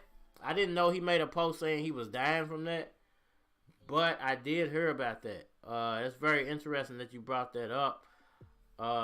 Deep conversation. Y'all been in a pretty deep conversation over here. I've been behind. But let me try to catch up a little bit. Accelerate of Tommy Hearns. Accelerate. I need to know if Hearns is tripping, but Hagler estate is all quiet on the Western Front. I haven't really heard much more about it, but I did hear about that. A lot of people about a month ago saying that he died from getting that vaccine. Whether it's true or not, I can't say. I don't know. But I'm just gonna make me go dig a little deeper into that conversation. Man, I cried for Hagler because I love the guy to death. Man, I didn't. I feel sorry. I feel bad for you, Kelly Brown. I didn't realize how much you were a Hagler fan. I wish you would have mentioned that before. I might have done more Marvin Hagler content. I didn't know you were a Hagler fan like that. But definitely, if you want me to do, maybe I'll make some type of tribute to him. I might actually do that. But I'm one of those. I don't like to try to profit off when people pass away. I really feel like that's a little disrespectful. But I definitely will maybe do a tribute to him at some point. Hitman was at the hospital or knew of him being in the hospital. They became close. Evolution. I am bummed if that's true. NL, wasn't Tommy Hearns on the Martin show back in the day? Yeah, he knocked him. He's the one that knocked him into the wall. That was a good episode, man. Locked everyone outside of his life for 6 weeks in this twisted mansion, old place. And Hagler Hearns was a war. YouTube it 3 rounds, amazing. It definitely was a war, man. That was one of the greatest rivalries in history of boxing. Those two guys are what made boxing what it was in the 80s. Those are huge names in the boxing world. Like I said earlier, man, it's really sad that he passed. I've had a lot going on too, in the past week, so I just haven't had time to even get down and talk about it, man. But I'm like I said, I'm not one of the people who want to profit off somebody passing away.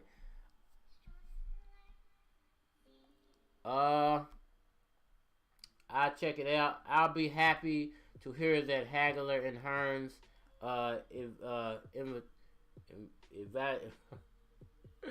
evaluation. Okay. I will check it out for sure. Red is drunk, right? I don't drink alcohol, man. To be honest with you, I don't even drink alcohol. I've heard Thurman said PAC maybe cheated. Eventually became friends. So you saying you actually Marvin Hagler's? You were friends with him? Really? Are you being truthful right now with me? If that's true, how did you meet him? Peter Von X, Orlito, yeah, I don't believe it. That was a joke from the long story, the drunk thing. Yeah, I don't drink alcohol, man. I stopped drinking alcohol probably it's been a while, man. A long while, years. But I will say I was a wild boy. I was a wild one, man, when I was, man. Boy. Good times, man, back in the day. Bud is not going to outbox Pacquiao, in my opinion. We gotta wait I think we're gonna end up having to wait 6 more months, man.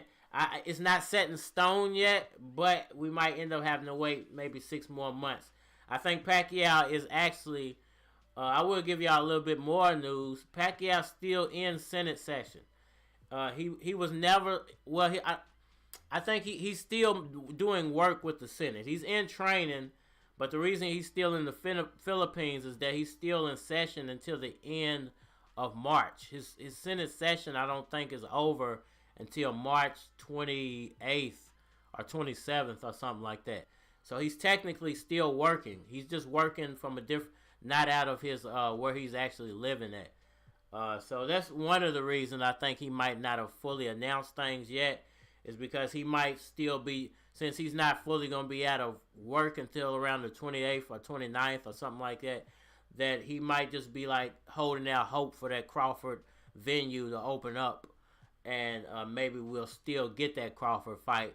But I think that you can hang your hat on that Mikey fight because of what's going on in the Middle East. Like Kelly Brown said, that is the main factor of why this fight it hasn't been announced yet. All right, let me move on so I can catch all the way up in this chat. Matter of fact, I'm just going to go down, man. If I missed your comment, I'm sorry. Pacquiao doesn't have the luxury of time in his favor to pick and choose fighters. I think it depends. Kelly, I think it depends on his intention. I think he actually might go for 3 fights now. I think we might, as fans, get lucky and see a 3rd fight out of Pacquiao, depending on the outcome of that Terence Crawford fight, if it happens in September instead of May. I think it totally depends on that. So I think if we don't get that Crawford fight in May and we get the Mikey fight in May, I think you're going to end up seeing Pacquiao and Crawford in September, and then Manny Pacquiao and Errol Spence in early 2022. Great point, Peter. Kelly Brown, nobody has the luxury of time. Santos, guys still don't realize how old Spence, Bud, and Manny are. I disagree with Red. They need to fight sooner, not climb the ladder. I don't consider 6 months climbing the ladder. No, it's not a lot of time, man. It's not like we're adding a year or 2 years on the Pacquiao's career. We're potentially adding 6 extra months onto it. And you got to look at it from this aspect. If it does play out in this order, these could be three very lucrative fights for Manny Pacquiao. And that Spence fight could potentially happen right before that presidency. So if he wins, if he was to beat, even if he doesn't beat Spence, just the publicity Pacquiao's going to get around that fight, if he beats Crawford and gets that Spence fight, win or lose, just the amount of publicity he's going to have around that time is completely, it catapults Pacquiao's name into the highest rankings of news topics. So it would help him win his presidency. I think it would just do way more to help him win his presidency and to campaign even harder, because he would be getting free publicity at that point.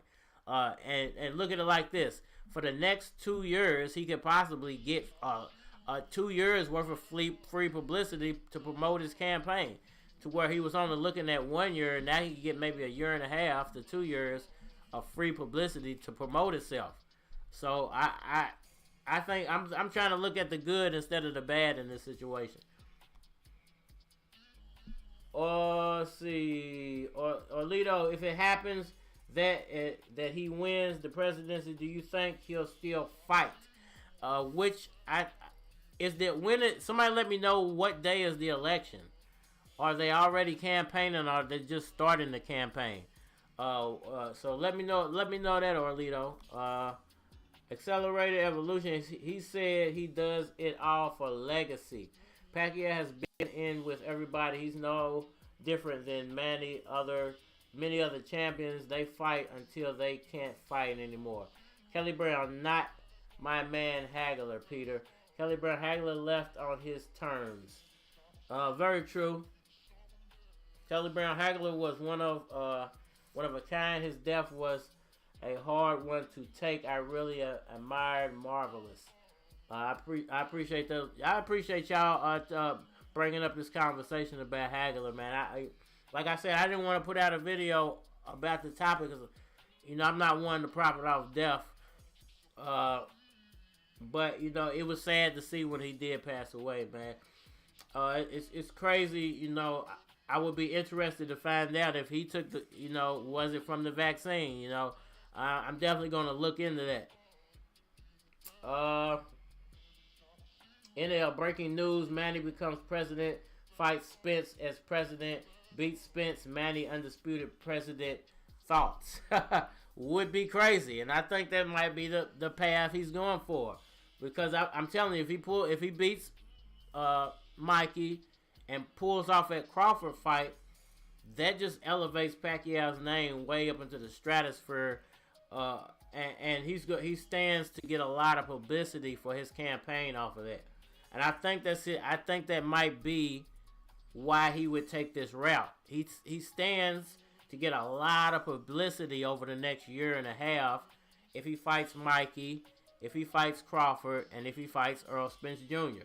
It only makes his campaign that much more interesting. Kelly Brown says, "I cried, man."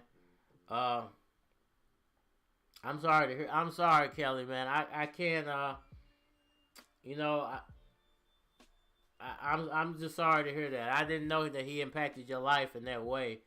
But it's commendable that you appreciate a fighter that much.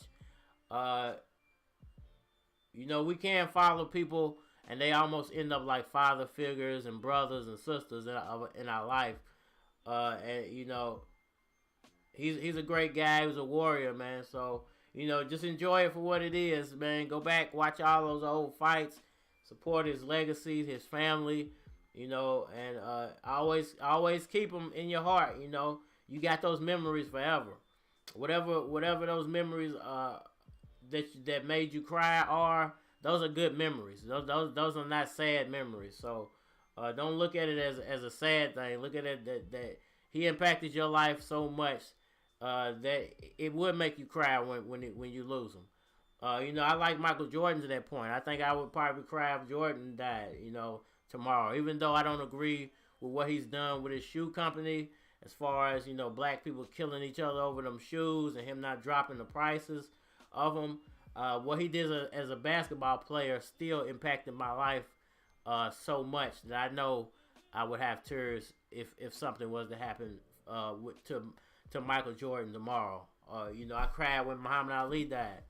That was very sad for me. So I'm sorry to hear that, Kelly Brown, but I definitely appreciate you bringing up the topic. Hagler was ripped off in that Leonard fight. We all know it, and so did he. Now, I brought this up before about Sugar Ray Leonard. This is one of the reasons I don't talk about him all the time.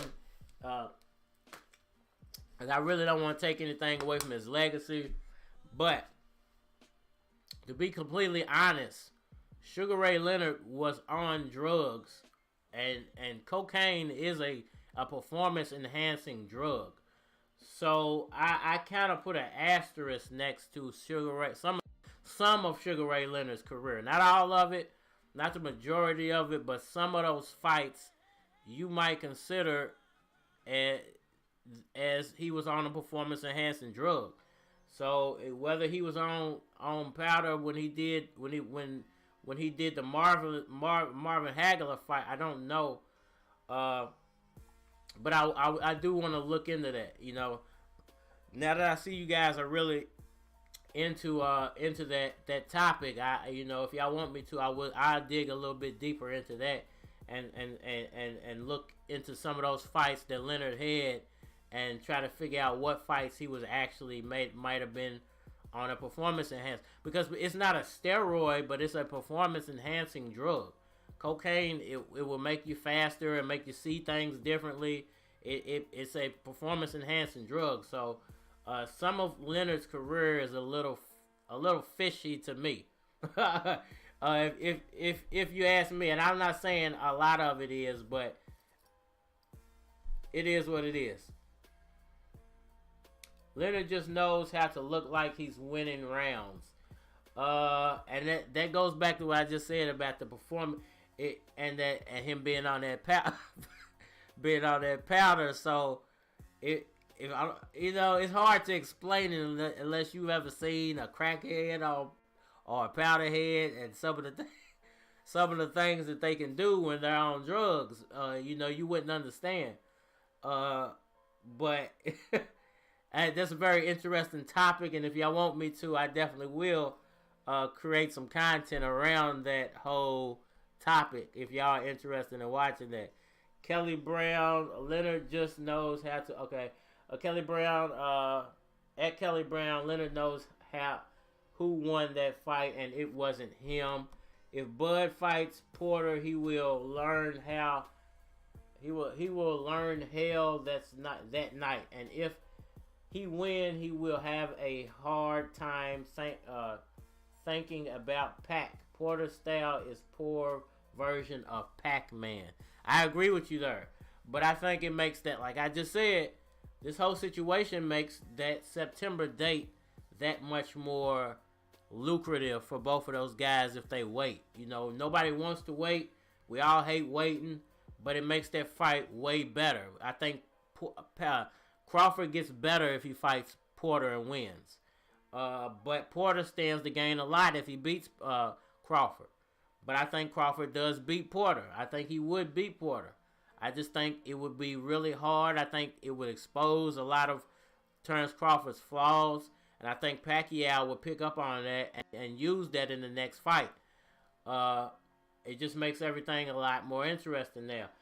Kelly Brown, sure right. Yeah, Kelly Brown, we all know. Kelly Brown, De La Hoya fooked the judges against Sweet Pea. Alright, sure right. I gotta catch up in this chat, man. Crawford is scared to beat Manny Pacquiao. I think Crawford. I like Crawford, but if Pac goes 12 rounds with Bud, Pac will win that fight. Kelly Brown, Crawford's taking too long to fight tough fighters. He'll be cold by the time he steps I think he meant in the ring with a warrior, which is why I think you're right about that. He needs a tough fight before he goes to fight Pacquiao. So I think all this actually works better for Terence Crawford. The only bad thing about that Porter fight is he might win, but Porter could hurt him and do damage to him and make him and soften him up for Pacquiao, which might be the PBC plan. And remember, these guys are all under the same banner, and Terence Crawford is under his own banner basically. So if you don't think that they're all over there scheming and plotting a way to get that other title out of Terence Crawford's hands, you gotta be crazy. The whole company over there is plotting to get that one title over to PBC. So that, you know, if you don't think that the fight with Porter is almost a setup fight for that Pacquiao fight, you out of your mind, because Porter is gonna soften him up for Pacquiao. Basically, whether Crawford wins or not, Porter's gonna do damage. We know how Porter fights, so I actually think it's a better road for him to fight Mikey Garcia first. And if Terence Crawford is smart, he won't fight Porter. He'll just wait until September. He'll either get an easier fight and like maybe try to get that you guys fight instead of that Porter fight, and maybe make Porter go fight Spence or someone else. You know, because I think I do feel like the Porter fight is a better tune-up fight for Pacquiao. Because like he said, you know, like was said, Porter is a poor man's version of Pacquiao. But it could be a soften him up fight for Terence Crawford. He could really soften Crawford up for Pacquiao. So very interesting how all this stuff is playing out. Kelly Brown, Cold Feet. Kelly Brown, staying in the gym is not like fighting. That's true, but you got to understand one thing, man, that Pacquiao has a stable of fighters in the Philippines, and we don't know what he does with these guys all day. He might be over there sparring with these guys. He might have been over there sparring with those guys all this time. We don't know. We don't know what Pacquiao does in his spare time and what he does with his stable of fighters. So keep that in mind. But even when he gets active, he chooses soft opponents. Kelly Brown, I think a lot of that's Bob Arum. Yeah, a lot of that is Bob Arum, and the fact he wants to make in-house fights. So to Bob Arum, they're not soft fights. But to the rest of the boxing world, we know that they're not the best competition. You don't prep for tough fights with softness. I agree with you there, Kelly Brea. Let me see. Hold on. I keep losing myself. Man, I'm way behind in the chat. I can't even find myself no more. Okay, hold on. I think let's see. Okay, here we go. Okay, a huge part of it is Crawford's personality. I mean, you're right about that. I spoke about that the other day. A huge part of it is Crawford's person. He doesn't sell himself. Earl Spence sells himself by putting himself next to rappers, and I think that was something that Al Heyman brought to the table. I don't think that was actually Earl Spence's idea. I think Al Heyman probably put that idea in Earl Spence's head that, hey, these rappers are popular. Go meet some rappers, befriend some rappers, and you're gonna suck up a portion of their fan base. And it was smart on Earl Spence and Al Heyman's accord, to where Terence Crawford is still, and Bob Arum are still trying to go off the old school way of boxing, which is your promoter builds your career, and that don't really work no more. Nowadays, you got to be either a fan, somebody that fans already know, or you have to be an up-and-coming fan favorite, or you got to be on social media and have a big social media following. And Terence Crawford does none of these things. He's not a fighter of the last generation who's well known. He's not a fan favorite. He doesn't have a rapper to go stand next to, and he's not a social media phenomenon. So he's not a popular guy in boxing, really. Unfortunately for him and Bob Arum, real boxing fans know about him, and real boxing fans follow him. But the novice fans who he needs to pay for fights are not paying him any attention at all, because they just don't care. They don't watch boxing all the time, so they just don't care. Crawford is simply not tough. He's looking to cash out and retire. And I've spoke about that before in the past too, about, if he loses to Pacquiao, will we see Terence Crawford ever again? Is he actually going to go to PBC? Because if he gets beat, best believe me, Bob Arum's not going to want to deal with him no more. He's going to let him go to the PBC, and I don't think Terence Crawford wants to go over and get tossed up to the Lions. Because that's basically what they're going to do to him. They're going to stick him in a bunch of low-level fights, let them young guys beat up on him, and it's not going to turn out good for Terence Crawford. So he would actually do better fighting Porter, making a little bit of money, then taking that Pacquiao fight. Because if he loses that Pacquiao fight, it's pretty much over for him. Von Dying says, what do you think of my dog Radio Raheem? I forgot about Radio Raheem.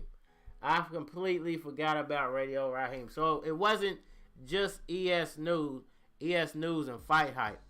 Actually, the first one was Radio Raheem. I forgot completely about Radio Raheem.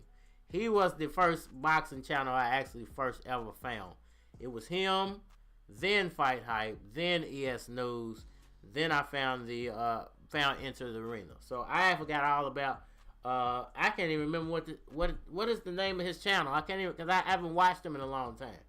So just to clarify what I said earlier, he was actually the first channel I found. I had forgotten all about that.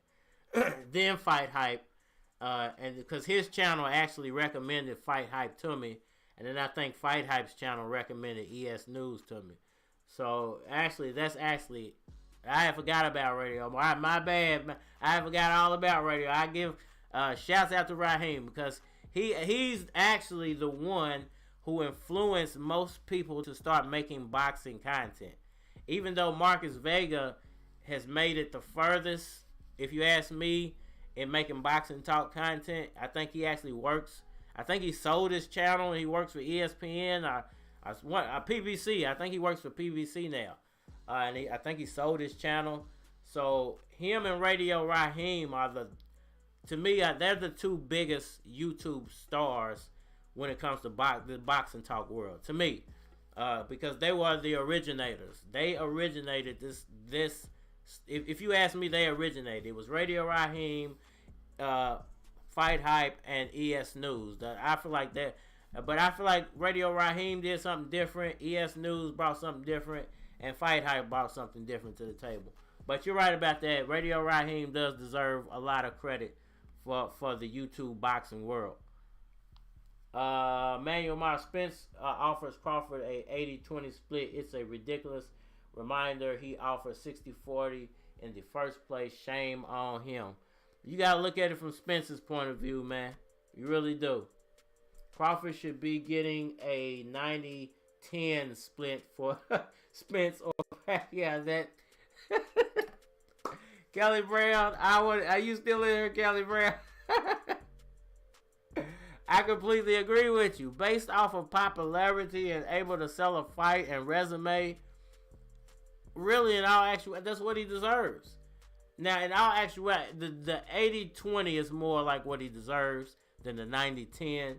But because he doesn't bring anything to the table, he's nowhere near a 50-50 split.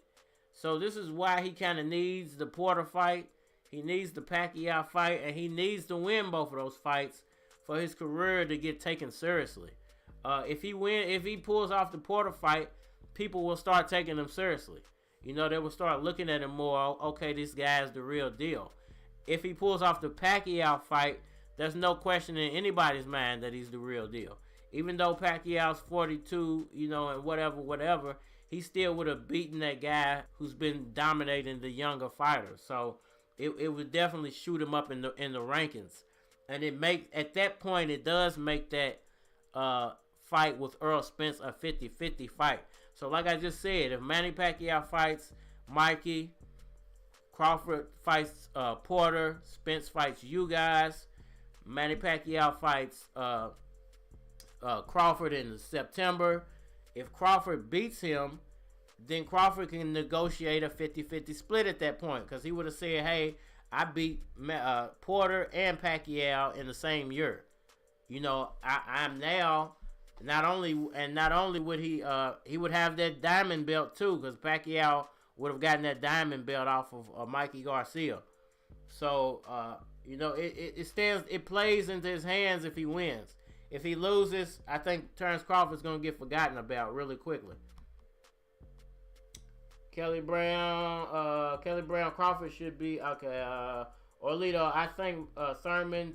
I like Thurman too, but his mouth sometimes gets him in trouble. Like now on his accusations, I agree with you there, man. Sometimes these boxers. Look, I understand what he's doing. You know what I'm saying? Because he hasn't been around for a long time. He has to do something to reintroduce himself into the boxing world. And what's easier than mentioning Manny Pacquiao's name and throwing an accusation out there? So, in the world of social media, to quickly become popular again, either you got to do something really spectacular, or you got to do something controversial. And he's going with the controversial route because it gets him clicks faster than going with doing something spectacular. Because that means doing something spectacular, we have to get back in the ring right now and win. That would be spectacular, you know, if he got back in there and beat somebody. But, you know, what's easier is to go the controversial route and say something silly like Pacquiao's on steroids. Or insinuate the Pacquiao's on steroids. Don't worry, man. Thurman's smoking too much. Again, he probably played. You right about that, Pac, bro. Delafano, Pacquiao still too much for Bud. I agree with you, bro. Only one problem with Pacquiao, he's a politician. Nah, man, I meant Hagler and Hearns became good friends. My bad. Okay, that must be some inside conversation that y'all have. Okay, about the election. It's 2022. So it's in 2022. What month in 2022? Because like I said, it plays right into Pacquiao's hands, man. If he can fight Spence in 2022 early part, and then beat him, and then going into that election, it only stands to help him out. Imagine Pac-Man, the undisputed boxing champion, undisputed boxing as his second job and first job president. I'm just saying, man. Imagine that. He said for legacy, so I think that's what he's going for, is legacy. Mikey Garcia is not a legacy fight, but Mikey Garcia had something I think Pacquiao needs moving forward, which is that belt, which gives Pacquiao not a lot of credibility, but it makes him a champion again. So it's just it's a way of bringing more interest into that Crawford fight when you got a champion versus a champion. All right, we're getting closer to the end of the chat finally. That's why I'm afraid that Pacquiao may not make a good politician, because he full of enough shit.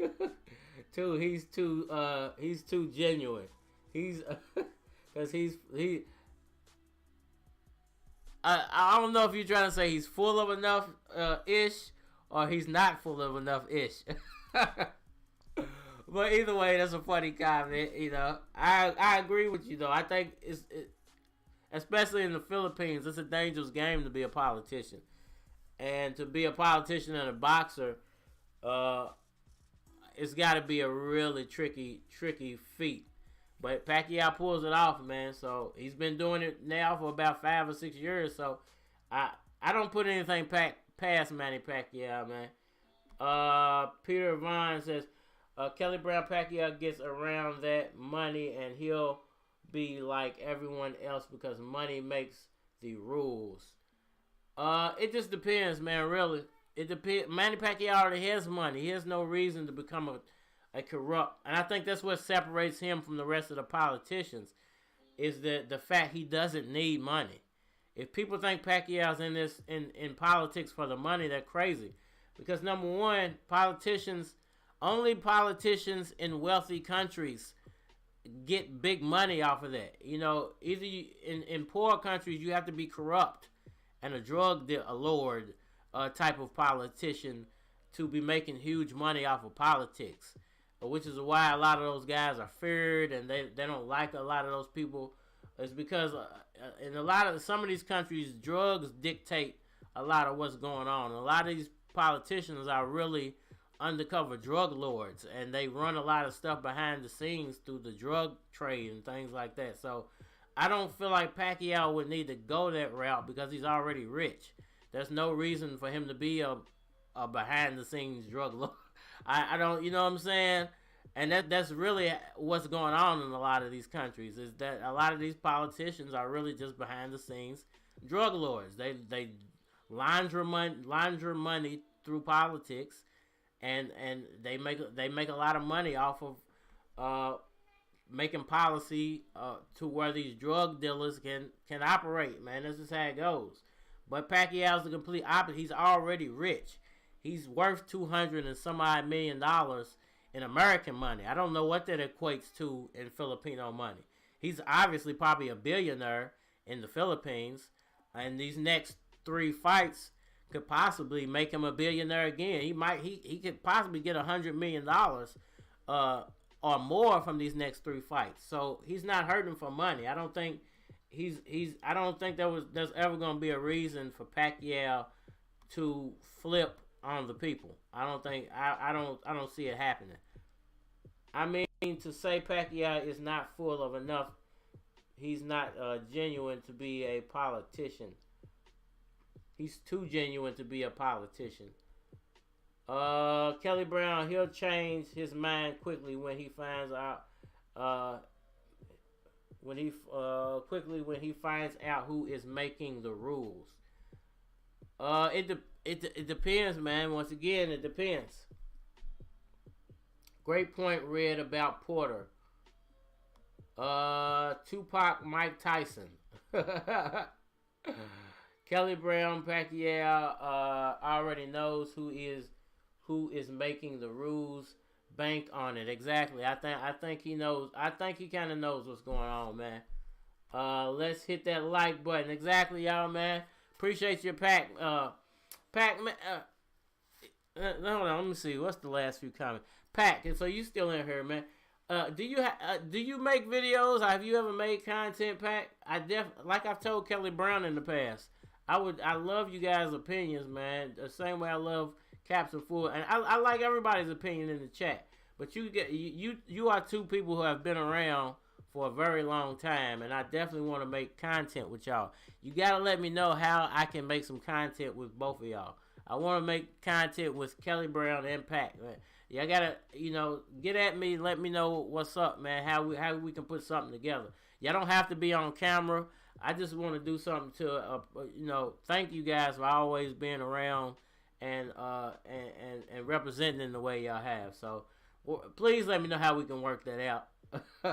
Please, I've asked so many times. I know if you camera shy, I don't know if you camera shy, whatever the reason is, but just let me know how we can work this out. Bud is never going to get 50-50 with Spence. Doesn't matter if he beats Porter or Pacquiao. Face it. That's not true. The some of the problem with him not getting money is he's not popular, and his resume is garbage. So it has really that's what's holding that fight up. He in his mind he thinks he's ranked higher than he really is because ESPN's hyping him up through Bob Arum and Top Rank, and Bob Arum cheated Pacquiao out of the belt he holds. So he technically shouldn't even be a champion. You know what I'm saying? He got elevated as a champion thanks to Bob Arum. He didn't earn that belt. I don't feel like he earned that belt. I don't even really recognize him as a champion. He's almost like Yadanius you guys to me. You got given something. You didn't earn that belt. You got given a token. Bob Arum gave you that belt. He stole it from Pacquiao. He gave you that Jeff Horn fight, and you got given the belt. You got made the champion for Top Rank. So, his resume sucks. Is why he doesn't deserve 50-50, and he hasn't fought, and he's not popular. So, though both of those things combined is the reason Spence is treating him like a bad stepchild. Kelly, that's right. That's why I said he's gonna have a hard time thinking about Pat. Let me see. We finally hit the rock bottom of the chat, man, at 2 hours and 15 minutes. And I had to skip about 15 comments to get here, man. But I like, shouting out everybody and trying to get that to everybody's comment.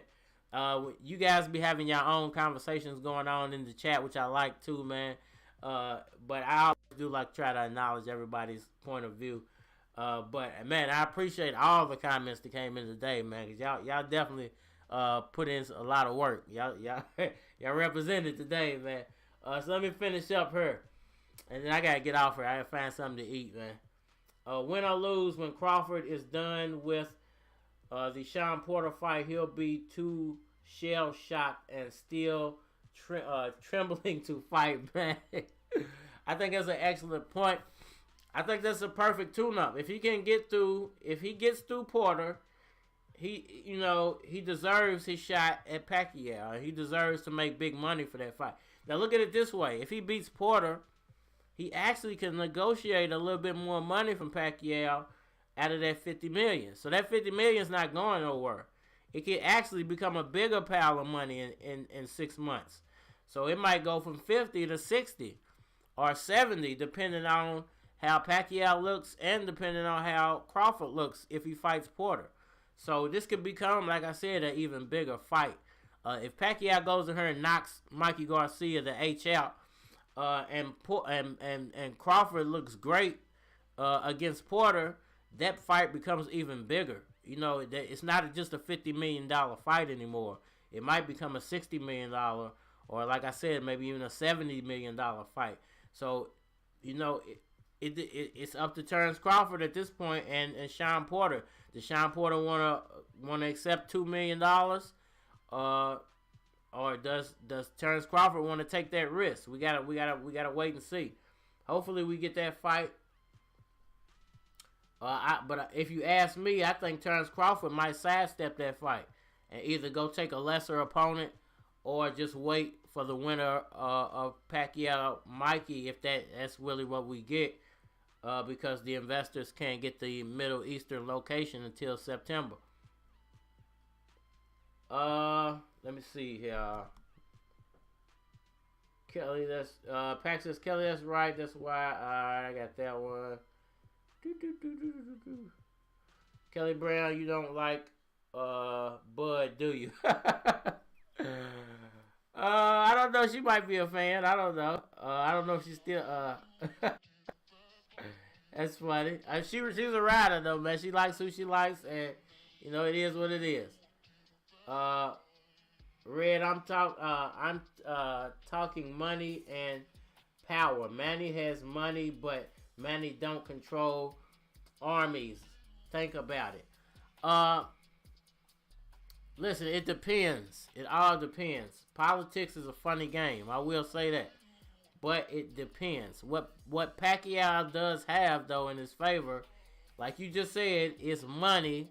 But what most politicians don't have, which Pacquiao has, is the people.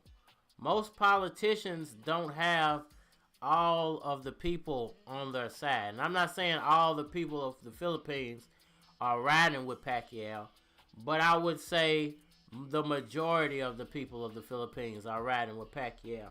And the one thing that armies are afraid of, and that armies can't actually beat, is the masses of the people. And this is what people miss when they talk about revolution and things, about or being afraid of militaries, or how you actually topple a military or a corrupt regime. The people top corrupt regimes. If you look at what happened to Muammar Gaddafi, what brought him down is the people turned on him. The people turned on him, and and that's all it took. You know what I'm saying? And actually, the people didn't turn on him. The U.S. government turned the people on him. Same thing with Saddam. The U.S. government used the people of a certain part of Iraq and turned those people against Saddam, and they were able to capture him. So it's the people. When you have the people on your side, you have the power. The one thing that an army can't fight is everybody. Okay, so there's a certain amount of people in the U.S. Army. If the people of America were to if all the citizens of America were to stand up and say, we're going against the government today, there's nothing that the government could do to stop it. That's revolution.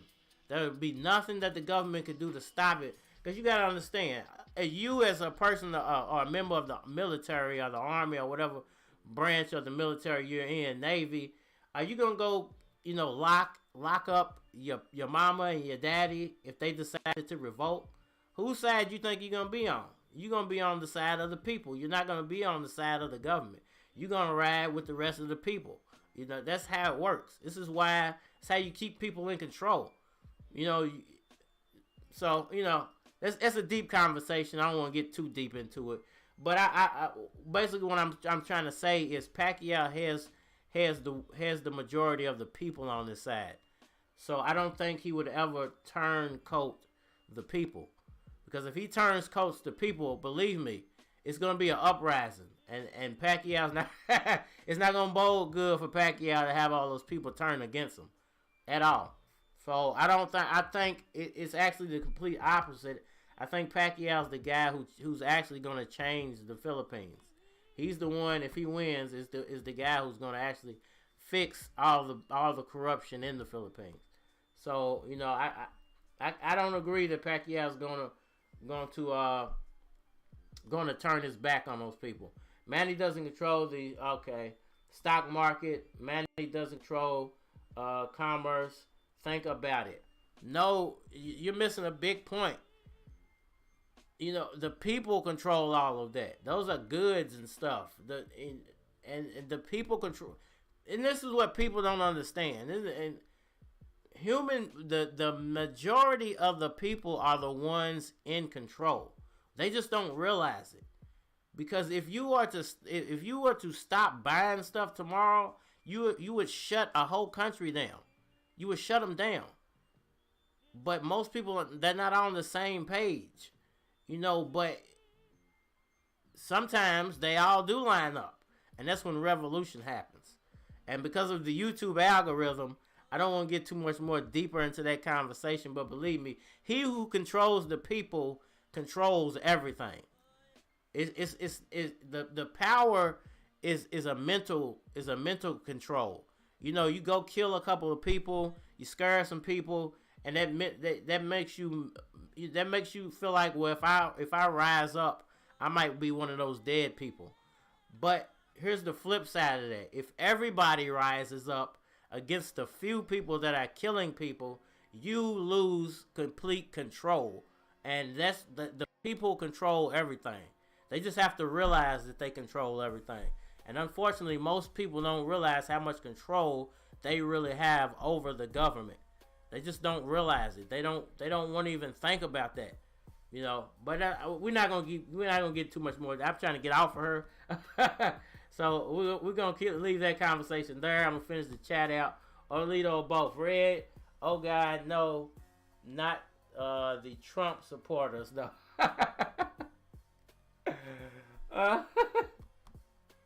Now you see what I'm saying, and that's exactly what I mean.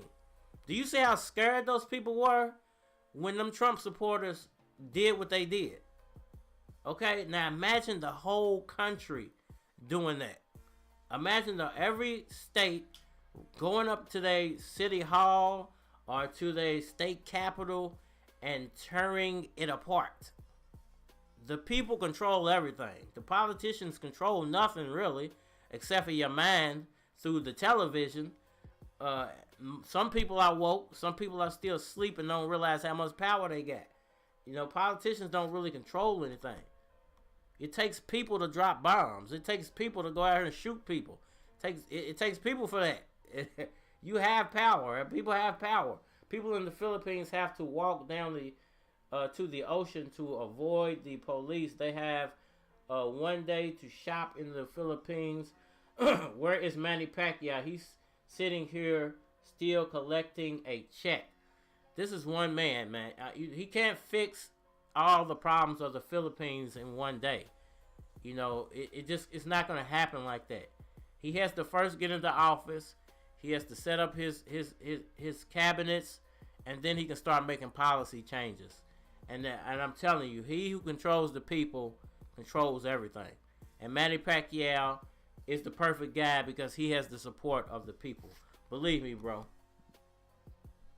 I used to love Crawford until the Dango fight when I was forced to say that he should be fighting better competition. Up to this day, he still hasn't stepped up his game and fight better fighters. I agree with you. I think his resume and his personality hold him back. Guillermo De La Fano, good point. I agree with you. Pacquiao's with the people. I'm telling you, he who controls the people controls everything. And Pacquiao has the love. He doesn't have control of the people. He has the love of the people, and not everybody, but the majority of people. So I don't think, because if he turns, imagine how many people are going to turn on him. That's a very dangerous thing to be playing with. If he gets elected and then turns into some weird corrupt politician, them people might pull him apart. You know what I'm saying? So it wouldn't be smart for him to play that type of game. Red, the people don't control anything. You gotta be crazy if you think that, man. Peter, his collecting check to give it to his people, though. But then again, I'm not in the Philippines. Just my opinion. Listen, I'm not in the Philippines either. But all governments work the same. All governments work the same. All governments work the same. You know what I'm saying? Like I said earlier, the people control everything. We are the majority. In every country, there's a minority of politicians and a minority of army. They might have a lot of machinery, but you outnumber them in every way. You know, the people control everything. Like I said, just go back to what happened on Trump Day. You saw how scared those people were. Them people were putting on spaceship masks. Looked like they was about to leave the planet. They were so spooked. So the people control everything. If the people want to turn on a politician like that, they can turn them politicians off. They'll turn them off in a second. Go look up any revolution in any country, and it had nothing to do with an army. And it had everything to do with the people revolting against the government. The government is a small portion of any country. But people are so blind to what's really going on that they don't see that. And like I said, because of the algorithm and I don't want to get my channel flagged for talking about certain stuff, we're going to kind of leave that conversation there. And then I'm going to finish this chat and I'm getting out of here, man. What was I at? Alright, Kelly Brown, let's see. Kelly Brown duly noted concerning Crawford. At PAC, he had hands out cash to folks, but he's a politician now. He'll only be able what they tell him. I don't agree with that, man. I don't agree with that at all. Money controls everything. I don't agree with that. Money's only a tool. It's only a tool. I could rule a country. If I have the support of the people, I could rule a country without having a dollar. I don't need a dollar to win an election if everybody likes me. If everybody likes me, I don't need a dollar to win an election.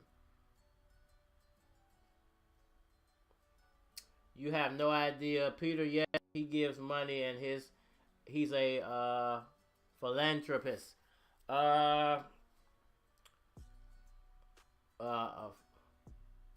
Is one of the things politicians. Yep. That's why I don't really see him as a politician. Majority of mask wearing lackeys at PAC. You don't see him as a one, but he is, and he'll prove it in days to come. Watch and see. I think you're gonna be proven wrong there, Peter, man. Unfortunately, we just gotta agree to disagree, man, because I don't want to have a back and forth all night. But I think you're gonna I think you're gonna be pleasantly surprised with Pacquiao as one of your politicians. You might not get everything you want. Nobody does. Nobody ever does from a politician. But I think that Pacquiao is your best bet moving forward. And why go against the guy who's your best bet? You know, at least give the man a chance to prove you wrong. And then if he does do wrong, the people will uprise against him and get him up out of there. It just is what it is. But you're wrong, man. Money don't control nothing but a stupid person. And politicians don't control nothing but stupid people. If people want to uprise and people want better, they got to do better and command better.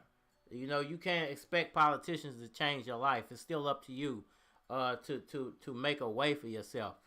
Manny Pacquiao didn't become the champion of the world by sitting around saying, I need a politician to give me an opportunity. He went and made his own opportunities, man. So, you know, politicians have their place, but you still have to build your own path in life. You still have to build your own path in life. So, you know, we're going to leave that conversation there. Kelly Brown says, what time is your bedtime, Red? Normally, and I'm worried, man. My body is worried. I gotta like go all night, man, basically just to force myself to go to sleep for 3 or 4 hours, and then I'm right back up, because I don't need a lot of sleep, but I definitely need a few hours. But then again, it's hard for me to go to sleep, so I don't really have a bedtime. If around about 5:30 or 6 probably. It just depends, man, whenever I pass out. The odds are against you, Red. LOL. I'm not gonna agree with you, man. He's been senator for how long now? Money controls it all. Senators have different power, man, than presidents. Senators can't do what presidents can do. And that's the last comment I'm making on that subject, man, for the night. Appreciate all your comments, Peter Vine. Appreciate you, bro. I think you're going to get surprised, man, pleasantly by Manny Pacquiao. It's so nice staying up late with you and meeting nice people like Peter Vine, man. That's what this is all about, man. We might not agree on everything, but we all Pacquiao fans, all boxing fans at the end of the day. So I just want to have a good conversation, meet new people, and everybody enjoy themselves, man. There ain't got to be no whole bunch of arguing, and we ain't got to cuss each other out. We can just have a good boxing talk and good conversation with each other all around, man. So I appreciate all of y'all for tuning in. Definitely it's great seeing you, Kelly Brown. Appreciate you, PAC and Kelly Brown, for being moderators and adding a wonderful conversation to the chat. Orlito, what's going on? Just good night, folks.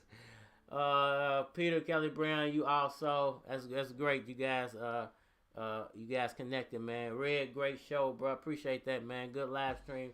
No one got kicked out. And that's great, man. I'm giving you guys the power because, like I said, I can't always keep up in the chat. So anybody I feel like has been around long enough and I feel like is trustworthy enough, I will give you the power to kick people if they playing around in the chat a little too much. And definitely, man, Kelly Brown and PAC, man, let me know how we can do some type of video or collabo, or y'all can record your voice and let it be heard for the people, man. Something, man, some way I can add you guys in. I definitely want to do that. Please let me know. Accelerated, man, they're gonna hold your comment if you cussing, man. Only people who are gonna be able to use actual cuss words in the chat are Kelly Brown and PAC because they moderators. But everybody else is, if you're using cuss words in the chat, it's gonna be blocked. I'm sorry. For algorithm purposes, I have to do that, man. I will read your comment though. Cardinal Red does it all. If you have Discord, brother, add me when and I think they blocked it for your Discord link thing there. I don't even know what Discord is, to be honest with you. I've heard of it, I've never used it. The only thing I can tell you, man, is hit me up on WhatsApp, Facebook, Instagram, or over in the community section, man. That's the best. Those are the easiest ways you're gonna contact. Or you can hit my Gmail account. Cardinal Red does it all. That's at gmail.com. Cardinal Red does it all at gmail.com. When can get that multi-person thing going, looking good, etc. What do you mean? What do you mean by that, bro?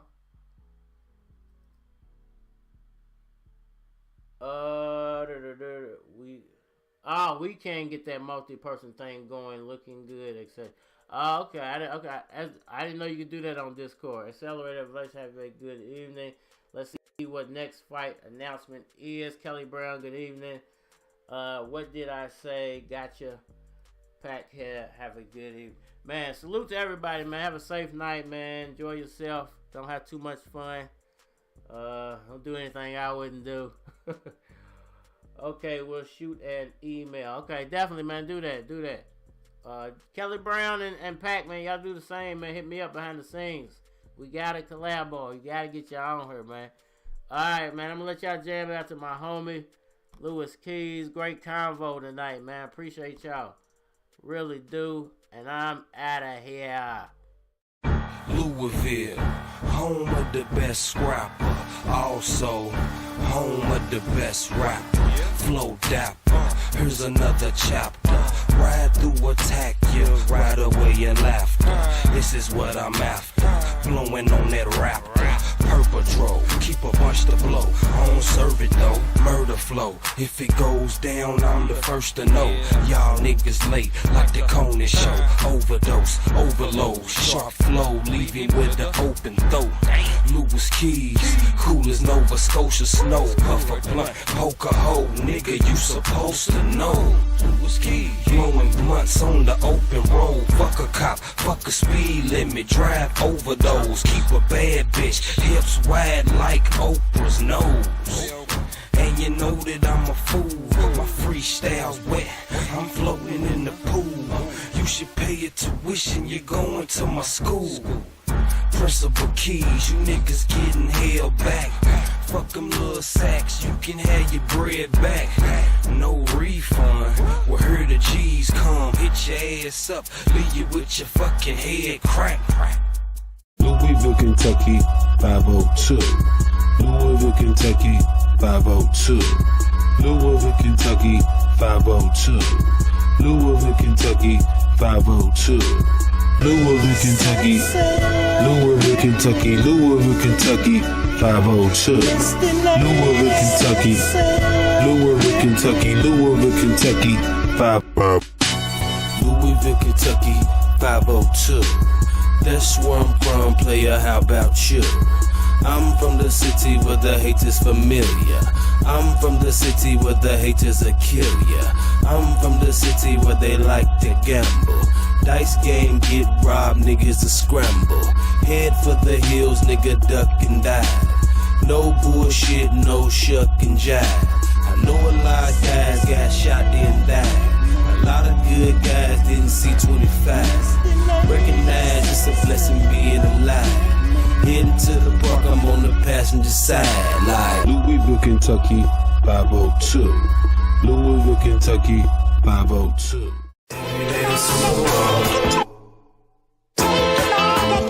every night's game set. We ballin' like the playoff. We ballin' like the playoff. We ballin' like game set.